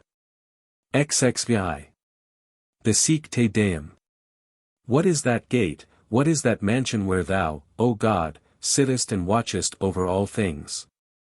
How many various and countless instruments are played? How many musicians? How many musical measures with their consorts, 50, and how many singers sing thee? Wind, water, and fire sing thee, Dharmaraj 51 sings at thy gate. The recording angels, who know how to write, and on whose record Dharmaraj judgeth, sing thee. Ishur, 52 Brahma, and Devi 53 over beautiful and adored by thee, sing thee. Indar, seated on his throne with the gods at thy gate, sing thee. Siddhs 54 in meditation sing thee, holy men in contemplation sing thee. The continent, the true, and the patient sing thee, unyielding heroes sing thee. The pundits and the supreme Rikhis, 55 reading their Veds, sing thee in every age. The lovely celestial maids who beguile the heart in the upper, middle, and nether regions sing thee. The jewels created by thee with the 68 places of Hindu pilgrimage sing thee. Mighty warriors and divine heroes sing thee. The four sources of life sing thee. The continents, the worlds, and the universe made and supported by thy hands sing thee. The saints who please thee, and who are imbued with thy love sing thee. The many others who sing thee I cannot remember. How could Nanak recount them? That God is ever true, he is the true Lord, and the true name. He who made this world is and shall be, he shall neither depart, nor be made to depart. He who created things of different colors, descriptions, and species. Beholdeth his handiwork which attesteth his greatness. He will do what pleaseth himself, no order may be issued to him. He is King, the King of kings, O Nanak. All remain subject to his will. Sikhs. Make divine knowledge thy food, compassion thy storekeeper, and the voice which is in every heart the pipe to call to repast. Make him who hath strung the whole world on his string thy spiritual Lord, let wealth and supernatural power be relishes for others. Union and separation is the law which regulateth the world. By destiny we receive our portion. Hail! Hail to him! The primal, the pure, without beginning, the indestructible, the same in every age. XXX. One Maya in union with God gave birth to 3 acceptable children. One of them is the Creator, the second the Provider, the third performeth the function of Destroyer. 56. As it pleaseth God, he directeth them by his orders. He beholdeth them, but is not seen by them. This is very marvelous. Hail! Hail to him! The primal, the pure, without beginning, the indestructible, the same in every age. XXXI. His seat and his storehouses are in every world. What was to be put into them was put in at one time. The Creator beholdeth his creation. Nanak, true is the work of the True One. Hail! Hail to him! The primal, the pure, without beginning, the indestructible, the same in every age. XXXI. Were one tongue to become 100,000, and 100,000 to become 20-fold more, I would utter the name of the one Lord of the world hundreds of thousands of times with all my tongues. In this way I should ascend the stairs of the Lord, and become one with him. On hearing of the exaltation of the religious, the vile become jealous. Nanak, the former have found the kind one, while false is the boasting of the false. From the Asa Ki War 5-7. Repeated by Sikhs in the morning. There is but one God whose name is true, the Creator, devoid of fear and enmity, immortal, unborn, self-existent, great and beneficent. Guru Angad. Were 100 moons to rise, and 1,000 suns to mount the sky, even with such light there would be appalling darkness without the Guru. Guru Nanak. Nanak, they who very clever in their own estimation think not of the Guru, shall be left like spurious sesames in a reaped field. They shall be left in the field, saith Nanak, without an owner. The wretches may even bear fruit and flower, but they shall be as ashes within their bodies. Men, trees, the banks of sacred streams, clouds, fields, islands, peoples, countries, continents, the universe, lakes, mountains, animals, O Nanak, God knoweth their condition. Nanak, God having created animals taketh care of them all. The Creator who created the world hath to take thought for it also. It is the same Creator who made the world who taketh thought for it. To him be obeisance, blessings be on him, his court is imperishable. Nanak, without the true name what is a sacrificial mask? What a sacrificial thread? Guru Angad. The Jogis deem it their duty to acquire divine knowledge, the Brahmins to read the Veds, the Khatris to exercise bravery, the Sudars to work for others. But the highest duty of all is to repeat the name of the one God. He who knoweth the secret of this is a bright God himself, and Nanak is his slave. Guru Angad. There is one God, the God of all gods, the supreme God of souls. He who knoweth the secrets of the soul and of God is a bright God himself, and Nanak is his slave. Guru Angad. He who offereth salutation and at the same time criticizeth God's works, hath made a mistake from the beginning. Both his salutation and criticism are in vain, Nanak, such a person shall not obtain a place in God's court. Guru Nanak.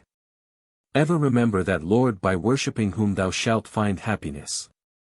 Why hast thou done such evil deeds as thou shalt suffer for? Do absolutely nothing evil, look well before then. So throw the dice that thou mayest not lose with the Lord. Nay, that thou mayest gain some profit. The greatness of the great God cannot be expressed. He is the Creator, the Omnipotent, the Bounteous. He provideth his creatures with sustenance. Man must do the work which God destined for him from the beginning. Nanak, except in the one God alone there is no abiding place. He doeth what he pleaseth. From the Rahiras 5:8. Recited by Sikhs at sunset. Guru Ram Das. O servants of God and the true Guru, the true being, offer this supplication unto him. We insects and worms seek thy protection, O true Guru, mercifully enlighten us with the name. My friend and divine Guru, enlighten me with God's name. Under the Guru's instruction, the name is the helper of my soul, singing God's praises is my occupation.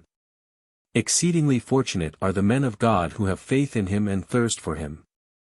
On obtaining the name of God, they are satisfied. When men meet the company of the saints, God's attributes are known. They who obtain not the relish of God's name are unfortunate, and shall go to the God of death.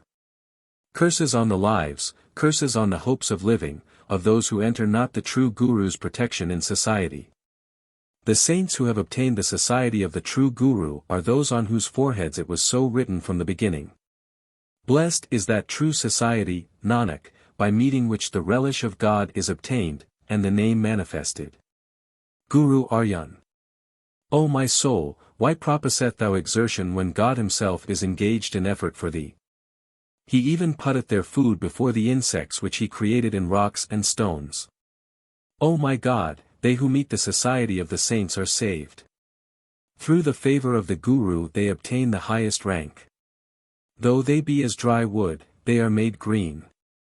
No one can rely on mother, father, friends, children, or wives. God provideth every one with his daily food. Why, O man, art thou afraid? The Kalong fleeth away hundreds of miles, leaving her young behind her. Who feedeth them? Who giveth them morsels to peck at? Have you not considered this?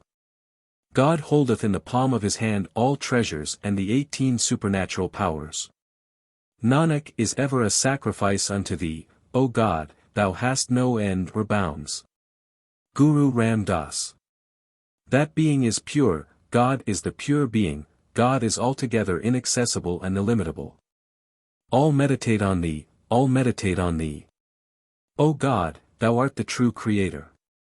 All creatures are thine, thou providest for them all. O saints, meditate on God who causeth all misery to be forgotten. God himself is the Lord, God himself is the worshipper. Nanak, what a helpless creature is man. Thou, O God, the one supreme being, art fully contained in every heart and pervadest everything. Some men are givers, some beggars, all are thy wondrous sport. Thou thyself art the giver. Thou art the enjoyer, I know none beside thee. Thou art the totally infinite supreme being, what attributes of thine shall I recount? The slave Nanak is a sacrifice unto those who serve thee, unto those who serve thee. They who meditate on thee, O God, abide in happiness in this age. They who meditate on God are emancipated, my friend, for them death's noose is broken. All fear hath departed from those who have meditated on the fearless God. They who have worshipped my God, are absorbed in him. Blessed, blessed are they who have meditated on God. The slave Nanak will become a sacrifice unto them. O Infinite One, thine infinite storehouses are filled with thy worship, thy worship. O Infinite One, many are thy saints who praise thee. They offer various worship to thee, O God. They practice austerities and repeat thy name, O Endless One. Various saints of thine read many Simritis and Shastars, perform their daily duties and the 6 acts prescribed for Brahmins. But only they are saints, good saints, saith Nanak, who please God, the Omnipotent. Thou art the primal being, the illimitable Creator, there is none so great as thou. Thou art the same in every age, thou art ever and ever the same, thou art the eternal Creator. What pleaseth thee prevaileth, what thou doest cometh to pass. Thou thyself didst fashion the whole creation, yet, being created, it shall disappear. Nanak singeth, the praises of the Creator who knoweth all things. From the Sohila 59. Repeated at bedtime by pious Sikhs. Guru Nanak. In the house in which God's praise is sung and he is meditated on. Sing the Sohila and remember the Creator.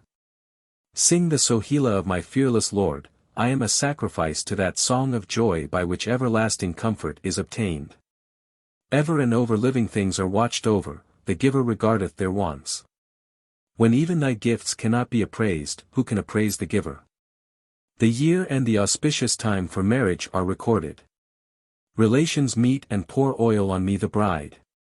O my friends, pray for me that I may meet my Lord. This message is ever sent to every house, such invitations are ever issued. Remember the caller, Nanak, the day is approaching. Guru Nanak.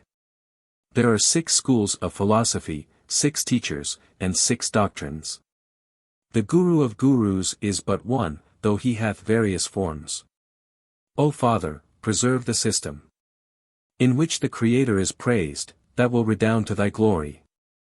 As there is one sun and many seasons, so, O Nanak, there is but one God, although his forms are many. Guru Nanak. The sun and moon, O Lord, are thy lamps, the firmament thy salver, the orbs of the stars the pearls enchased in it. The perfume of the sandal is thine incense, the wind is thy fan, all the forests are thy flowers, O Lord of light. What worship is this, O thou destroyer of birth? Unbeaten strains of ecstasy are the trumpets of thy worship. Thou hast 1,000 eyes and yet not one eye, thou hast 1,000 forms and yet not one form. Thou hast 1,000 stainless feet and yet not one foot, thou hast 1,000 organs of smell and yet not one organ. I am fascinated by this play of thine. The light which is in everything is thine, O Lord of light. From its brilliancy everything is brilliant. By the Guru's teaching the light becometh manifest. What pleaseth thee is the real worship. O God, my mind is fascinated with thy lotus feet as the bumblebee with the flower, night and day I thirst for them. Give the water of thy favor to the Sarang 60 Nanak, so that he may dwell in thy name. Guru Ram Das. The city 61 is greatly filled with lust and wrath, but those are destroyed on meeting the saints. By predestination the Guru is found, and the soul is absorbed in the region of God's love. Salute the saint with clasped hands, this is a greatly meritorious act. Prostrate thyself before him, this is a greatly religious act. The infidel knoweth not the taste of God's essence, he beareth the thorn of pride in his heart. The more he moveth, the more it pricketh him, and the more pain he feeleth, his head shall feel death's mace. The saints of God are absorbed in God's name, and have destroyed the pain and fear of transmigration. They have found God the imperishable being, and great honor is theirs in the earth's continents and the universe. O God, we poor, and wretched, are thine, preserve us, thou greatest of the great. The name is Nanak's support and prop. I have obtained happiness through being absorbed only in God's name. Guru Arjan. I pray you hear me, my friends, it is time to serve the saints. Earn here the profit of God's name, and in the next world ye shall abide in happiness. Human life groweth shorter every day and night. O man, meet the Guru and arrange thine affairs. This world is involved in wickedness and superstition, they who know God are saved. He whom God awakeneth and causeth to drink the essence of his word, knoweth the story of the ineffable. Purchase that for which thou hast come into the world, and God by the Guru's favor will dwell in thy heart. Thou shalt find a home with comfort and peace in God's own palace, and not return again to this world. O God, searcher of hearts, arranger, fulfill the desires of my heart. The slave Nanak craveth the happiness of being made the dust of the saints' feet. The following hymns, by various Gurus, are not found in any of the special services. Hymns by Guru Nanak. As a herdsman guardeth and keepeth watch over his cattle, so God day and night cherisheth and guardeth man and keepeth him in happiness. O thou compassionate to the poor, I seek thy protection, look on me with favor. Preserve me in this world and the next. Wherever I look there art thou contained, guard me, O guardian. Thou art the giver, thou art the enjoyer, thou art the support of the soul. Come, my friend, that I may behold thee. Standing at my door I am watching for thee, in my heart is excessive longing. In my heart is excessive longing, hear me, my Lord, I have reliance on thee. On beholding thee I have become free from desire, the pain of birth and death is at an end. In all things is thy light, from it art thou known, but thou art found by love. Nanak, I am a sacrifice to the friend, the true one is found when any mind cometh home. The priests, the sheikhs, and the potentates of the world are all beneath the earth. Emperors pass away, but God ever flourisheth. There is only thou, O God. Neither demigods, nor demons, nor men, nor Siddhs, nor strivers, nor this earth shall abide. There is one, is there any other? There is only thou, O God. Neither the just nor the generous, nor the 7 regions beneath the earth shall remain. There is one, is there any other? There is only thou, O God. Not the regions of the sun and the moon, nor the 7 continents, nor the 7 seas, nor corn, nor wind shall abide. There is only thou, O God. Our maintenance is in nobody's power but God's. To all of us but one hope abideth. There is one, is there any other? There is only thou, O God. Nanak, no one can erase what is written on the forehead. God it is who giveth man power and again taketh it away. There is only thou, O God. God's palace is beautiful, it is adorned with bright gems, rubies, pearls, and diamonds. It is surrounded by a golden fortress, and is an abode of pleasure. How shall I scale the fortress without a ladder? By meditating on God through the Guru I shall behold him. The Guru giving me God's name is my ladder, my boat, and my raft. The Guru is the lake, the sea, and the boat, the Guru is the sacred stream. By Guru Angad. Upon the completion of Guru Angad's new alphabet he composed the following hymn. O thou who art perfect, light of the soul, the supreme God, my beloved, my soul and body. Bewitcher, thou hast bewitched my heart. I have obtained understanding by pondering on thy word. I am the handmaiden of my Lord. On clasping the feet of God, the life of the world, I have destroyed and parted with pride. I was perverse and low, but my evil understanding which hath caused me pain of mind and body hath left me. Since I began to love the joyous God, my mind hath been consoled by repeating his name. Having forgotten pride, I have abandoned the world, and true wisdom hath entered my heart. Since I have become reconciled with him who is without enmity or stain, I have lost all regard for men's opinion. O my beloved, support of my soul, there has been none like thee in the past, and there shall be none like thee in the future. Nanak, she who is dyed with thy name is a happy wife, thy name is my refuge. By Guru Amar Das. The Guru points out that salvation can be found in the home with the help of the true Guru. I wandered through the whole world calling out for my beloved, yet my thirst departed not. But on meeting the true Guru, O Nanak, my thirst departed, and I found my beloved in my own home on my return. By Guru Ram Das. Nanak, the pious are adorned by the word, and night and day sing God's praises. God acteth himself and causeth to act. He adorneth men by his word. He himself is the true Guru, he is the word, in every age his saints are dear to him. In every age his saints are dear to him, he himself adorneth them, he himself appointeth them to his service. He himself is far-seeing. He himself causeth men to serve him. He himself is the bestower of merits and the remover of demerits, he causeth his name to dwell in men's hearts. Nanak is ever a sacrifice unto that true one who himself acteth and causeth to act. By Guru Arjan 62. He himself instructeth, and he himself understandeth. He himself is blended with everything. He made his own expansion. Everything is his, he is the creator. Say, can anything be effected without him? The one God is in every place. He himself acteth his own parts. He exhibiteth plays of endless parts. He is in the soul, and the soul is in him. Nanak, his worth cannot be described. True, true, true is the Lord God. By the Guru's favor some rare person describeth him.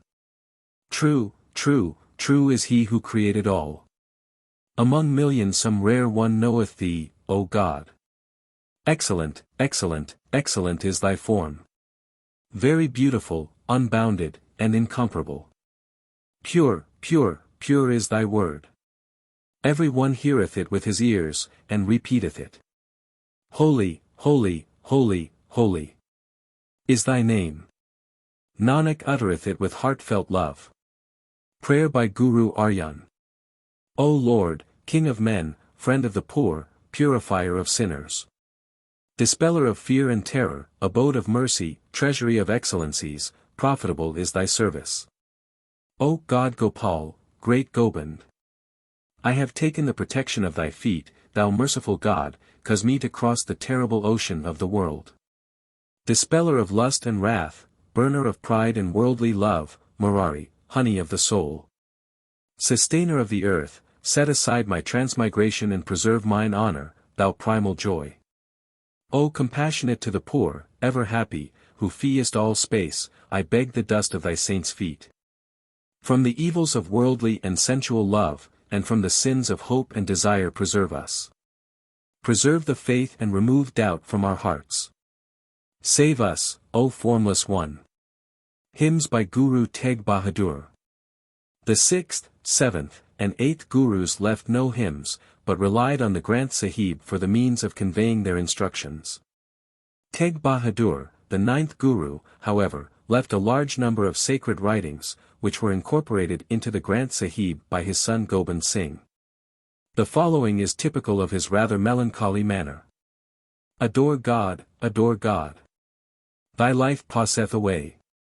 Why should I warn thee every moment? Why understandest thou not, O fool? The body is like hail, it vanisheth in a moment. Reject all doubt and repeat God's name, at the last moment this alone will depart with thee. Forsake sensual pleasures as poison, take the praise of God to thy heart, Nanak proclaimeth, the opportunity is passing away. O man, love God. Hear his praises with thine ears, and sing his songs with thy tongue. Associate with holy men, remember God, and thou shalt be cleansed from sin. Death wandereth about, O friend, like a serpent with protruding fangs. And it will seize thee sooner or later, understand this in thy heart. Saith Nanak, worship God. Thine opportunity is passing away. By Guru Gobind Singh. This couplet is the only composition of the 10th Guru found in the Granth Sahib, and was sent by Gobind Singh to his father just before the martyrdom of the latter. Strength is thine. Thy fetters are loosed, thou hast every resource. Nanak, everything is in thy power, it is only thou who canst assist thyself. There are in the Granth Sahib a large number of hymns by saints and hermits who preceded Nanak.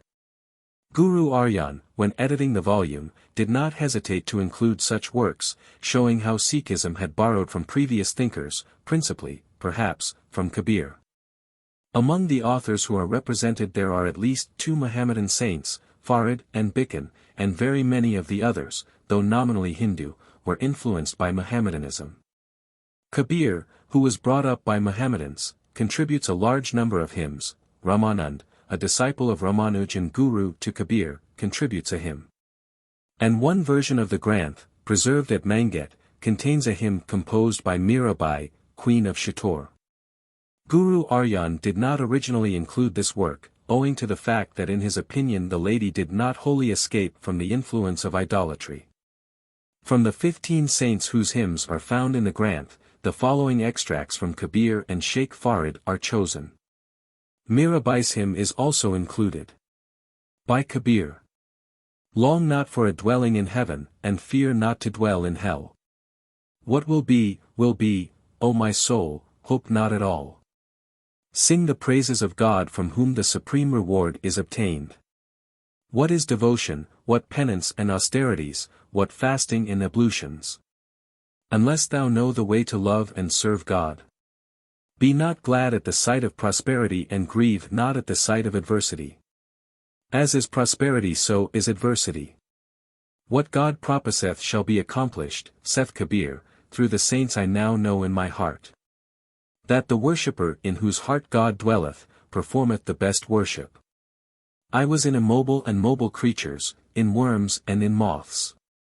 I passed through many births of various kinds. In this way I occupied many bodies. But when, O God, I assumed human birth, I was a jogi, a jati, a penitent, a brahmachari. Sometimes a king, an emperor, and sometimes a beggar. The apostates shall die, but the saints shall all live. And drink the elixir of God with their tongues. Saith Kabir, O God, have mercy on us. We have grown weary, make us now whole. By Sheikh Farid. Humility is the word, forbearance the virtue, virility the priceless spell. Make these 3 thy dress, O sister, and the spouse shall come into thy power. There are few saints who, though wise, are simple. Though strong, are weak. And, though having not, divide what they have. Utter not one disagreeable word, since the true Lord is in all men. Distress no one's heart. Every heart is a priceless jewel. All men's hearts are jewels, to distress them is by no means good. If thou desire the beloved, distress no one's heart. Hymn by Mirabai. God hath entwined my soul, O mother, with his attributes, and I have sung of them. The sharp arrow of his love hath pierced my body through and through, O mother. When it struck me I knew it not. Now it cannot be endured, O mother. Though I use charms, incantations, and drugs, the pain will not depart.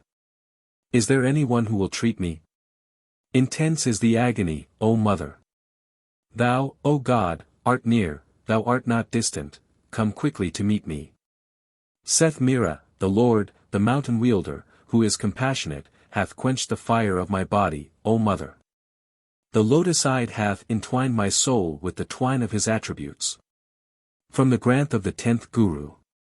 After the death of Gobind Singh, the 10th Guru, a new Granth was compiled in his honor, which is known as the Granth of the 10th Guru. In order to distinguish it from the Granth of Guru Arjan, the Adi, or first Granth.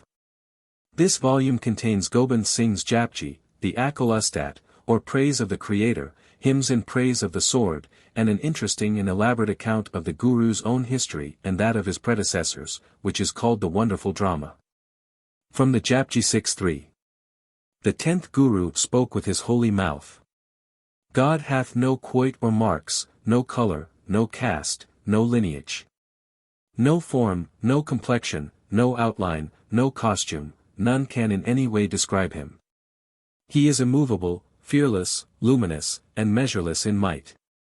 He is accounted King of kings, Lord of millions of Indars.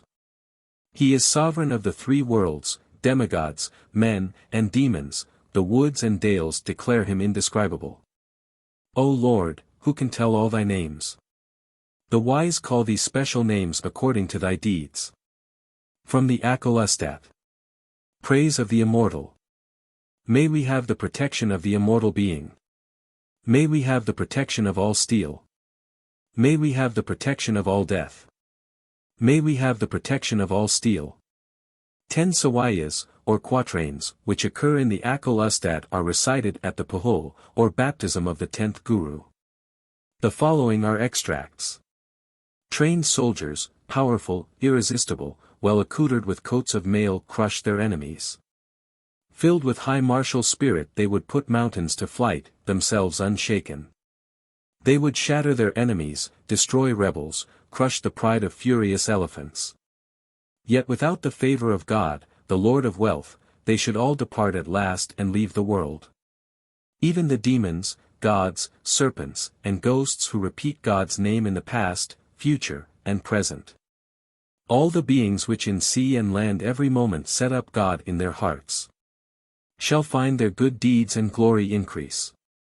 They shall hear the voices of gratulation, and the multitude of their sins shall depart.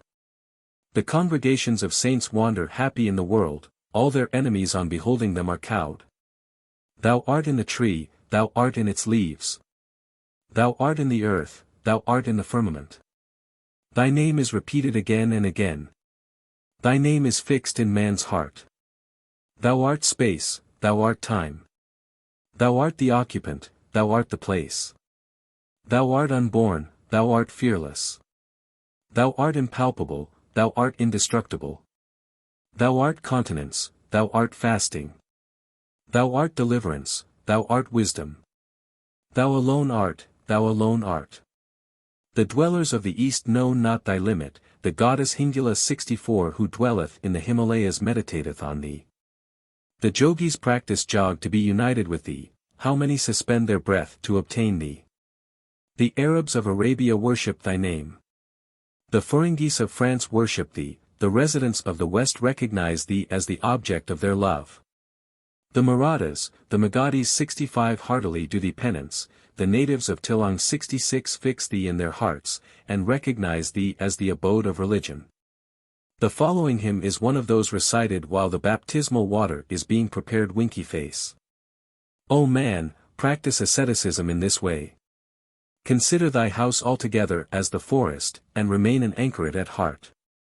Make continence thy matted hair, union with God thine ablutions, thy daily religious duties the growth of thy nails.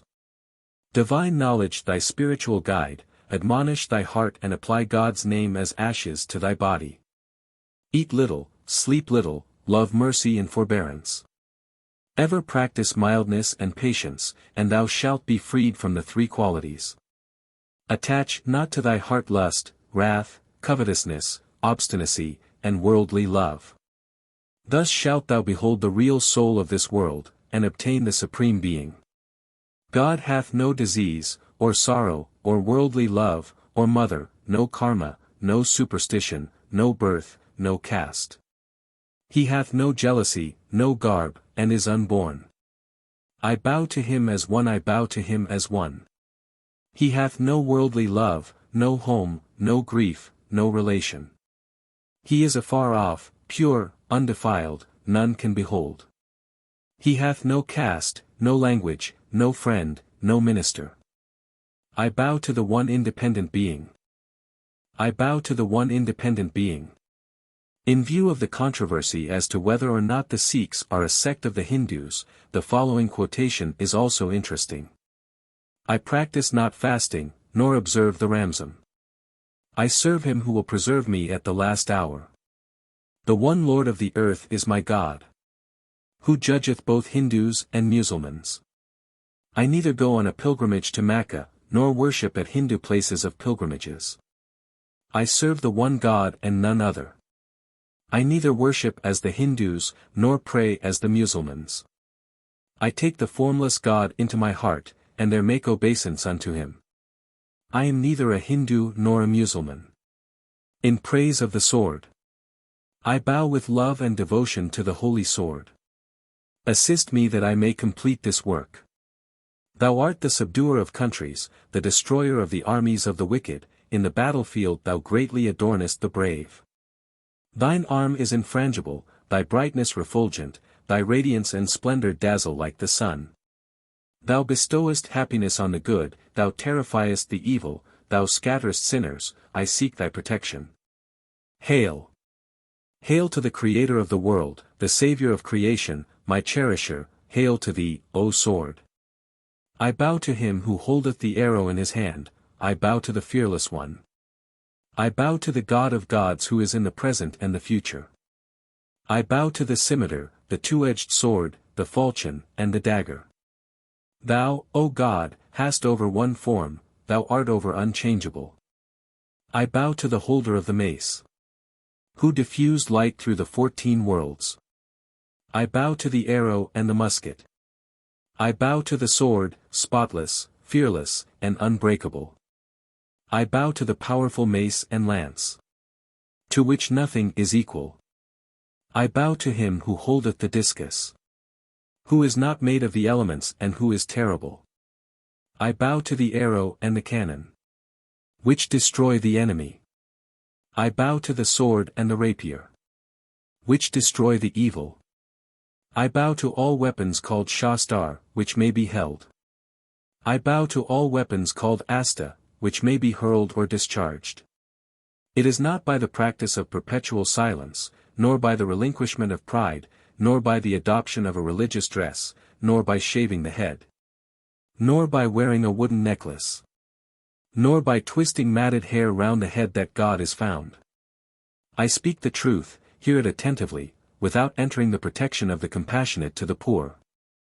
And loving him can God be found? The merciful one is not pleased with circumcision. Were I to make all the islands my paper, and the 7 seas my ink, were I to cut down all trees, and turn them into pens for writing, were I to make Sarasvati 67 dictate for millions of ages, were I to write with the hand of Ganesh 68. O thou who holdest the destroying sword, I could not please thee even a little without offering thee homage. Thou turnest men like me from blades of grass into mountains. Than thou there is none other cherisher of the poor. O God, do thou thyself pardon mine errors, there is none who hath erred like me. The houses of those who have served thee are all seen filled with wealth. In this Kal age and at all times there is great confidence in the powerful arm of the sword, which in one moment destroyeth millions of demons like Sunib and Nisam. 69. They who never sought shelter in the battlefield and who retreated not even 2 paces when blows were dealt around them. The demons who could not be drowned in the sea, and who could not be burnt by fiery arrows. On beholding thy flash, O sword, cast aside shame and fled from the wonderful drama. He, Nanak, established religion in the Kal age, and showed the way unto all holy men. The narrative continues. Nanak assumed the body of Angad, and made his religion current in the world. Afterwards Nanak was called Amar Das, as one lamp is lit from another. When the time for the fulfillment of the blessing came, then Ram Das became Guru. Amar Das gave him the Guruship according to the ancient blessing, and took the road to paradise himself. The holy Nanak was revered as Angad. Angad was recognized as Amar Das, and Amar Das became Ram Das. The pious saw this, but not the fools, who thought them all distinct. But some rare person recognized that they were all one. They who understood this obtained perfection. Without understanding, perfection cannot be obtained. When Ram Das was blended with God, he gave the Guruship to Aryan. When Aryan was going to God's city, he appointed Har Gobind in his place. When Har Gobind was going to God's city, he seated Har Rai in his place. Har Krishan, his son, afterwards became Guru. After him came Teg Bahadur, who protected the frontal marks and sacrificial threads of the Hindus, and displayed great bravery in the Kal age. when he put an end to his life for the sake of holy men. He gave his head but uttered not a groan. He suffered martyrdom for the sake of his religion. He gave his head but swerved not from his determination. I shall now tell my own history. How God brought me into the world as I was performing penance. On the mountain of Hemkunt. There I performed very great austerities. And worshipped great death. I performed such penance. That I became blended with God. When God gave me the order. I assumed birth in this Kal age. I did not desire to come. As my attention was fixed on God's feet. God remonstrated earnestly with me. And sent me into this world with the following orders. God then tells the Guru how he had created the demigods and the various prophets, but how they had all been false to their religion. And had attracted glory to themselves. None of them recognized me, the Supreme Being. I have cherished thee as my son. And created thee to extend my religion. Go and spread my religion there. And restrain the world from senseless acts. I stood up, clasped my hands, bowed my head, and replied. Thy religion shall prevail in the world when thou vouchsafest assistance. On this account God sent me. Then I took birth and came into the world. As he spoke to me so I speak unto men. I bear no enmity to any one. All who call me the Supreme Being shall fall into the pit of hell. Recognize me as God's servant only. Have no doubt whatever of this. I am the slave of the Supreme Being. And have come to behold the wonders of the world. I tell the world what God told me. And will not remain silent through fear of mortals. The Guru then continues his teaching and finally utters this prayer. Great death, be thou my protector. All steel, I am thy slave. Deeming me thine own, preserve me. Think of mine honor, whose arm thou hast taken. Preserve me and let none trample on me. Be thou ever my cherisher. Thou art the Lord, I am thy slave. Deeming me thine own, be gracious unto me. Perform everything for me thyself. Thou art the King of kings. It is thou alone who cherisheth the poor. I have arrived and am lying weary at thy door. Thou art my Lord, I am thy slave. Deeming me thy slave, reach me thy hand and save me. Destroy all mine enemies. The following words were uttered in Persian by Gobind Singh just before his death, and were adopted by Ranjit Singh for his coinage when he became Maharaja. Gobind Singh obtained from Guru Nanak. Hospitality, the sword, victory, and prompt assistance. A modern Sikh prayer. After the completion of the morning and evening obligatory divine services, and of the uninterrupted reading or chanting of the Granth Sahib, the Sikhs repeat a prayer or supplication called Ardas, Sri Wahguru Ji Ki Fatah. Having first remembered the sword, meditate on Guru Nanak. Then on Guru Angad, Amar Das, and Ram Das, may they assist us. Remember Aryan, Har Gobind, and the holy Hari Rai. Meditate on the holy Hari Krishan, a sight of whom dispelled all sorrow. Remember Teg Bahadur, and the 9 treasures shall come hastening to your homes. Ye holy Gurus, everywhere assist us. May the 10th King, the holy Guru Gobind Singh, everywhere assist us. God himself knoweth, he himself acteth. It is he who adjusteth.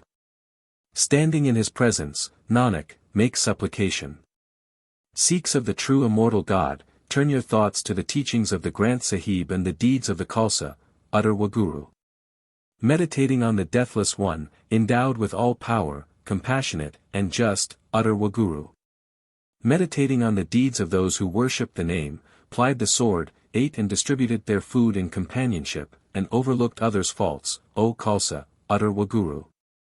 O deathless Creator, illimitable, this creature forgetting thy name is so attached to worldly goods, that he hath forgotten the real thing. Without thy supreme mercy, how shall we cross the ocean of the world? O great King, lust, wrath, greed, worldly love, jealousy, and other evil passions greatly trouble our minds, but on coming towards thee worldly maladies and afflictions are healed and dispelled. Show us such favor that we may by word and deed be thine, and that in all things we may obtain thine assistance and support. Grant to thy Sikhs the gift of Sikhism, the gift of the Guru's instruction, the gift of faith, the gift of confidence in thee, and the gift of reading and understanding the holy Granth Sahib. May the Sikh choirs, mansions, and banners ever abide.